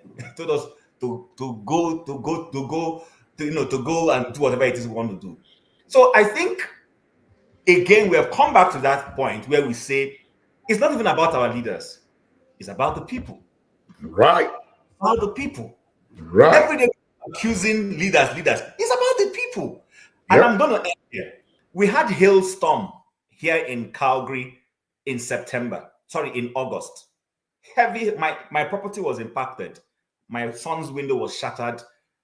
Of course, I filed a claim with my insurance. Insurance started playing games with me. I didn't even waste time. I just called somebody. Please, who is their regulator? I called the regulator and complained that the insurance is trying to take me for a ride. The regulator stepped in. The insurance company is the one begging me now. They're the ones begging me, chasing me now. Anything I ask for now, they're going to give it to me. But Nigerians, we don't have this capacity to stay on course and fight something objectively. We give in too easily. Same thing we did with the election. Easily we give it. And when I'm saying now, somebody will say, because, listen, I ran away from Nigeria because I got tired. I have fought many battles and was punished. I've been denied promotions because I was termed heady. So that's why sometimes when I look at what's happening, I say, you know what, let me go and fend for myself. I think I'm not interested in all these matters anymore. At some point, I'm like, when people are ready, they will go and fix the thing. Don't tell me I'm abroad talking. No, I've been part of the same fight in one way or the other. But people, the people you are fighting with, I've been in an office fighting injustice, and people turned around, sorted themselves out in the same office, and I didn't know. And I was one punished, scapegoated. And I said, really? Everybody moved on. Since that time, I don't follow crowd anymore. If you have a problem, go and solve it with yourself. But if I have my own problem, I'll go and fight it. I'll fight for myself. I will fight it to the level I can fight it. So I think the message in this, the takeaway for Oga Igbo Basic is that we have a low threshold for wanting to see an issue to the concrete end. We need to start learning to stay the course, to follow something through to the end. If we cannot do it, Nigeria will not change in a million years' time. It will still, in fact, it will get worse. It will get worse. And the easiest person to call out, if we're objective, is your brother. Yep. Because if you can't call out your brother, you lose the moral right to call out someone else. That's right. You lose it. But if you can look your brother in the face and say, sorry, you didn't get it right, and people know that, oh, he called out his brother, or he called out his brother. The day is not your brother. They know that you have nothing against the person. They know it. So I think I will leave it there, because I'm not sure I can. Everybody has spoken. I just needed to add my voice. Otherwise, I would have just left, because it's painful. Rudolph, that's all I have to say. All right. Thank you so much. I like what you said. The easiest person to hold accountable is your brother. And not just that, the easiest one is that if you don't do that, when other people are misbehaving, you don't don't have any justification to. So that's very good. Good. I have a question for all of us regarding this case. Excuse me. Obie, hold on. Rudolph, can you put me in the backstage? Okay, I want to hear Righteous Man, then Ovie, and then we round up, and then we'll give Igbo Basics the chance to conclude. So go ahead, Righteous Man. Yeah, Rudolph, I am very shocked that Nigerians that are in this panel, maybe, pardon me if you were born in the US or Europe, but for those of us that were born here before you migrated, I am shocked that this is the first time you are hearing such a language from somebody. It's everyday language here. It's a normal thing. I've been told that. I was driving from Maryland, going to local airport because I was to fly to Port Harcourt. And one man overtook me. So I flashed light and I told him that he shouldn't drive in that way. He just parked by the side. And he told me, young man, if you don't take time, I will arrest you here and nothing will happen. I think that should be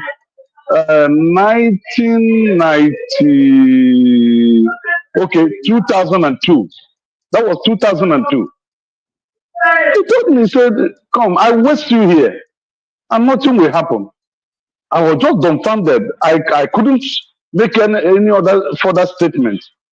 So threatening of individuals, threatening of life, threatening of persons is everyday lifestyle in Nigeria. It's part of the culture because the system entertains it. The system does not allow, does not, penalize those who do such an evil act. So it's part of the Nigerian culture. It's part of the Nigerian life system. And that young man is not from LP anyway. I think he's an ABGA candidate. So in a normal society and stroke abnormal society, because when you have something normal, you have the abnormal. In an abnormal society, having acts of forgiveness and maybe dole out some cash, they will let him go. But I am of the opinion that that young man should be disciplined. In fact, they should sanction him. He shouldn't hold any political office in Nigeria as long as he lives. Because threatening somebody and saying, I will make you disappear. I mean, it's not a joke.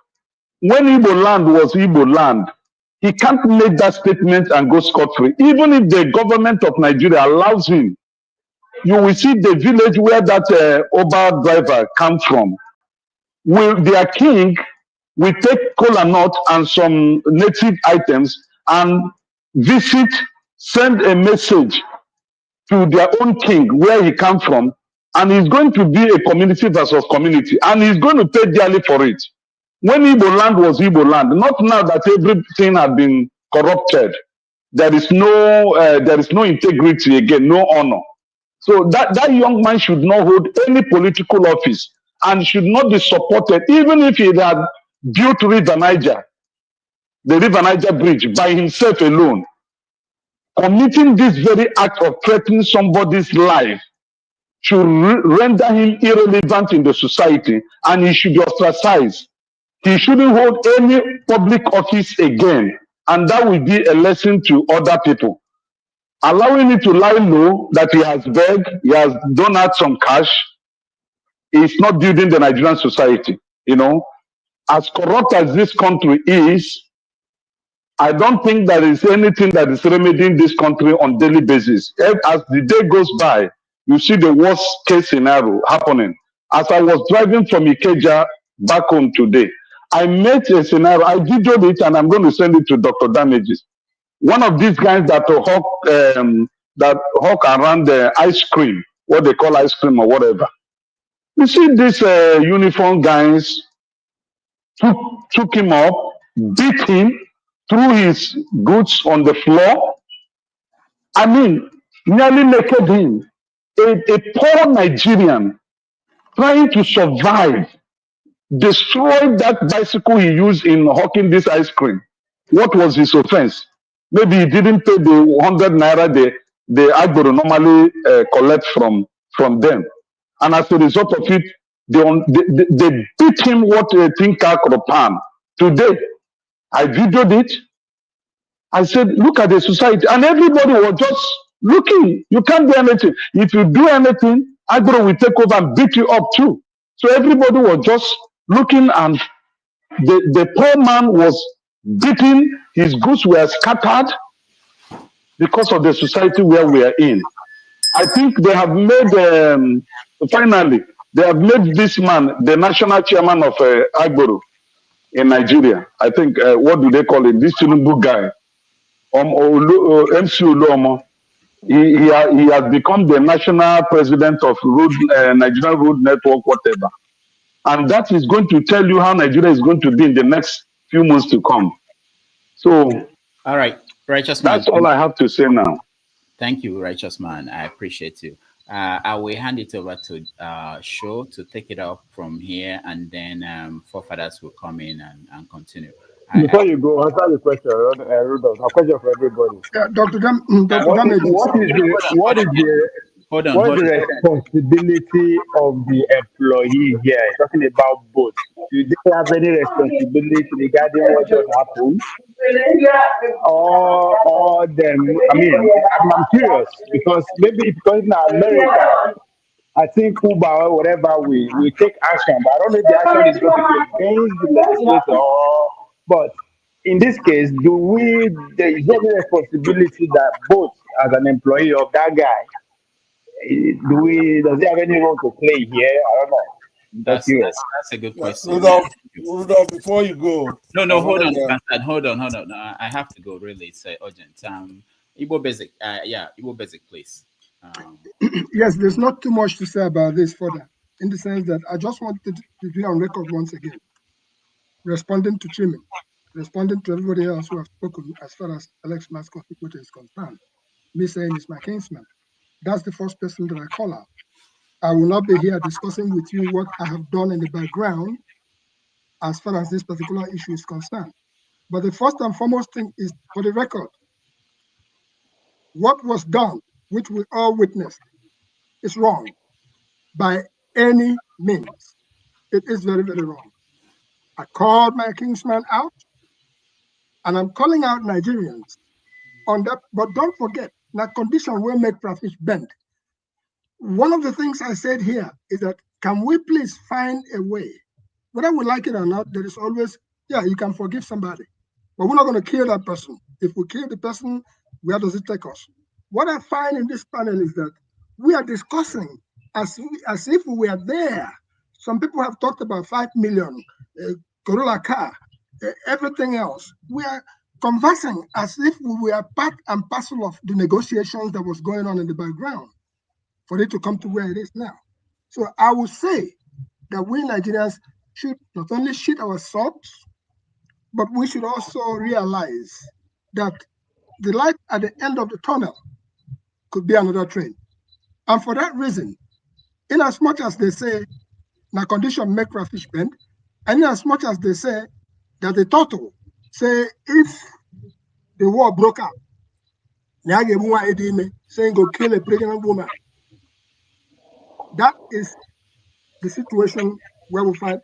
You can be assured that a young man who has been taken to the cleaners by all of us, being my kinsman, you can be assured that this will be a lesson for him for the rest of his life.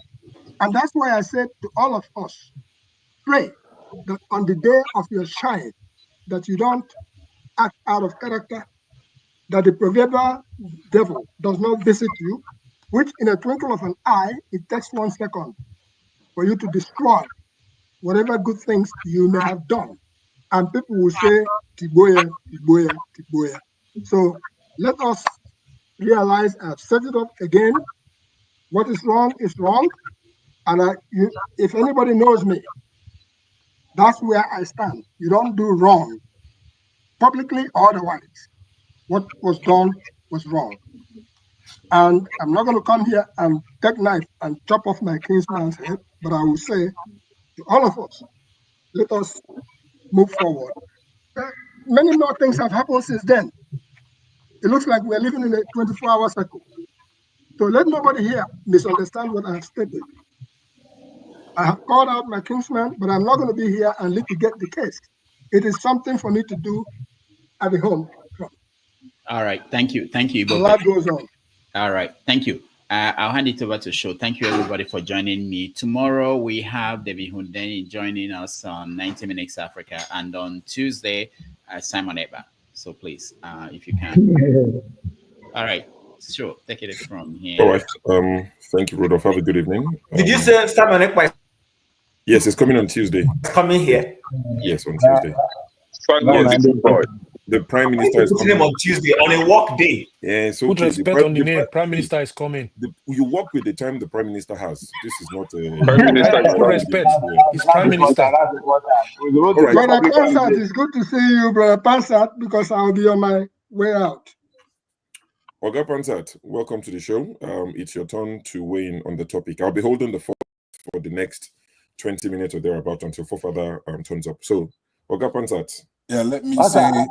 My question to you. Let me say hello to everybody here on this panel, and those in the comment section. A Nigerian House member got into Kapofu with a small boy. It's not social media. We have our ways back home. Boys have to be boys. What he did was wrong. He apologized for it. But I listened to the tape very carefully. He says to the kid, I'm not going to involve my police officers. Let's do it man to man. Let's fight. Right? That's fair. That man is not just a big man over him. That'll be wrong. That's where he's apologized, and that's fair to apologize. But if a small boy, when you're older than somebody back home, that is part of our culture. You don't tell somebody, you don't run your mouth like you're on social media. Right? So he's older than he is. They are brothers. It's only minorities who try to divide us, say this one is from Delta, this is from. As far as that honorable is concerned, that's one of his brothers. And that's why a lot of people here, they don't want it to be over. They think that they're going to be enemies forever. It's blood, thicker than water. So go and mind your own business. A small boy talk to somebody bigger than him. Not only is he old, he's bigger than him. So he wants to fight him. It's a fight. Don't be behaving like pussies. Men get into kafufu. Now, thank God, two people, Madabo and I, are at the same time. The kid acted very well. Yeah.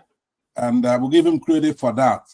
Else he'd be much trouble. And, he may not be able to beat him in a fight, but at least he says the police officer, I'm not going to call my police.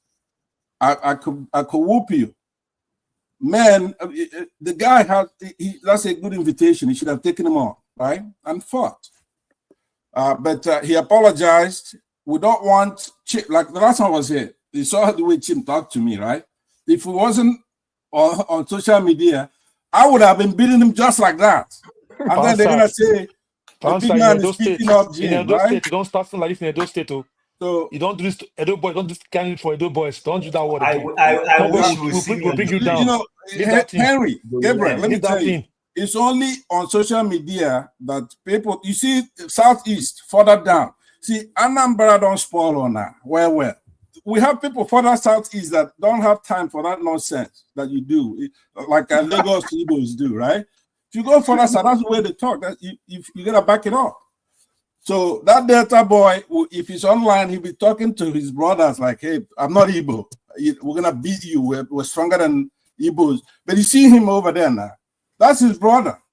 Don't bring tribe on this issue. You're holding off, please. Henry, when Biafrans came over to your place on August 9, 1967, we took you over, made you a republic over there. But online, you're bigger than us. But anyway, I'm saying, let's forget about this thing. It's not an Igbo thing. There are a lot of honorable congressmen who's gotten into a fight before. It's not a tribal thing. Leave the guy alone. He's apologized. He's bought the guy a car, right? Why should he buy him a car? But he did it, so that's okay. So leave it alone. You better be ready to fight when somebody abuses you on the street. Back it up. We're men. We're not sisters. You know what I mean? This online thing, when you can just run your mouth at somebody bigger than you, it's not the way it works. Shim, I'm telling you, be careful. All right. I will. Thank you. Don't worry. I don't know right. where you live. I will show up on the street. I hope AY is listening. Thank you, Pansad. Forefathers is here. Show. Yes. Are you not happy seeing this kind of comedy here? It's good. I just want to don't worry, KJ, 1 second. I just want to round off, and Forefathers will decide. I think it's created this stream because this was meant to end in 3 hours. So I'm just going to hand over to Forefathers. But before I do, the last thing I'm going to say on this topic is, remember the video that circulated in August? I just checked my phone when I shared the video. I shared it on this platform. When the PDP politician assaulted his painter decorator in the UK, they just said, I don't know if it's London. You saw the video. You guys remember that politician? It's from Southeast origin. I can't remember. Yeah, it's like 10 of them. I saw it. Yeah. I shared the video, and I shared it with some of my friends on WhatsApp, and I said, I accompanied it with the caption, what do these animals do to their artisans in Nigeria? Because I saw what he tried to do in the UK. I just pictured, imagine that was Nigeria. How far would they have gone? And this transpired. And a lot of people have said, what snail are you buying that the whole big man is even waiting outside, waiting for the snail at that time of the day? Are you sure it's snail or is it snail? Well, anyway, Forefathers, I'll give you before you go and hand over to Forefathers, if you don't mind, please. Do you guys remember the lady who accused the current Minister of Works, Dave Umahi, of owing her money because she spoke up? Yes. These are the kinds of seniors that Pansat is saying you should give him respect. He's a senior. He's a senior. People who lack integrity. You can't separate business you did with someone from their views. Someone disagrees with you but did a job for you. Pay them their due. That's it. Simple. You can start paying them. You can go and wait for them on the street and say, let's rack for disrespecting me. That's the way you want to settle disrespect. But pay them for service done. I'm sorry to forget. Men don't fight these days in Nigeria. Anyway, you people should they don't fight. They just want to fight. Just one minute. Don't fight. I want to correct Pansat. You see, is it Chim that you are referring to? I can assure you that if you bring Indio Korobia from your place, if we meet in the village square, your back must go ground. You know, then don't let Pansat come back. When we get to the arena of wrestling, all of them they run away. What did they talk about? All right. I mean, you know in history again. Make you remind them more. So, Forefathers, what do we do? End this and you start the new one, or no? Sure. We can round up this one and then we can transition to. What time are we going to go to Guinea Conakry? Yeah, sure. We're going to do that. Sure. I think I think Equatorial Guinea, not Conakry. Yeah, let me talk later. Not because you kick me out again. You're going to say something. Look at this one. Yeah, sure. Before you hand over, could I say that from all that has transpired, a teachable moment. There is no reason why, in this day of electronic transfer, maybe I'm comparing too much with where we live. If I order snail, or I order suya, or I order burger, or whatever I order here, I pay by my credit card. The driver has no business with me. He doesn't have to see me. In Nigeria, you don't. In Nigeria, you pay the driver separately. No, but what I'm trying to say is this: can we make sure that the boat company will become responsible for paying the driver, maybe out of this situation, because that will avoid any further personal interaction. For here, you order, the person you paid already, the person comes to your door. If he sees you and if he hands you over the food, if you like, you give him a tip. If you don't like, you thank him or not. If they don't see you, they'll drop your food right in front of your doorstep and they will take a picture of it. So while we are arguing who has done right and who the has done lawmaker wrong, need to do this for us so that they can, what you said, what you said makes sense, right? But in this situation, right, Payment wasn't actually what started the problem. No. The problem was this. Bring it to my door. The honorable guy was asking the Uber driver or the Bolt driver to come down from his vehicle, then take the snail if payment had to been his made house or somewhere. I don't know what the problem is. I think and that is not the rules. The rules is that you have to come over and pick whatever you have. But imagine if payment had been made. So that was what caused the problem. The initial, because he wanted his money. Practice. If payment had been made, he would have just driven away. Simple. That's what Put food there and go about your business. Payment had been made. Sense, your Amazon driver doesn't wait for you. So let's end this. We can continue on the next stream. It's a continuation. Then we go to Nigerians should learn from this and institute that. So I heard a lot of you have watched the video. I want to hear what you saw because I didn't watch the video because of the type of Christian I am. So I want to hear from those who have watched Equatorial Guinea video. I'm coming back to the next stream. What that will gist me what you saw. Christian you are. Let's round this off anyway. I'll play the outro music and we'll come back on the news stream. And we can. Let me go and eat and have energy for the next. So people will talk in the background about this. We're not going to come for public. Come begin the box. It's not necessary. Please send a new link. The new link for the new link. Can you please share? It's in the private chat already. In the private chat. So you're going to kick us out from this program now, or what do you mean? And not yet. We are still getting this thing. I think in 2-3 minutes we'll be out of here. So that's the new link in the main chat and in the private chat. Already included it. I'm just going to find the outro music. Okay. Yeah. All right. Anyway, I'd like to thank everyone for joining us on this particular episode. Forefathers will be continuing as soon as this stream ends. Please do make sure you stay behind and join the new stream. And the ladies would have their session today. I'm not sure.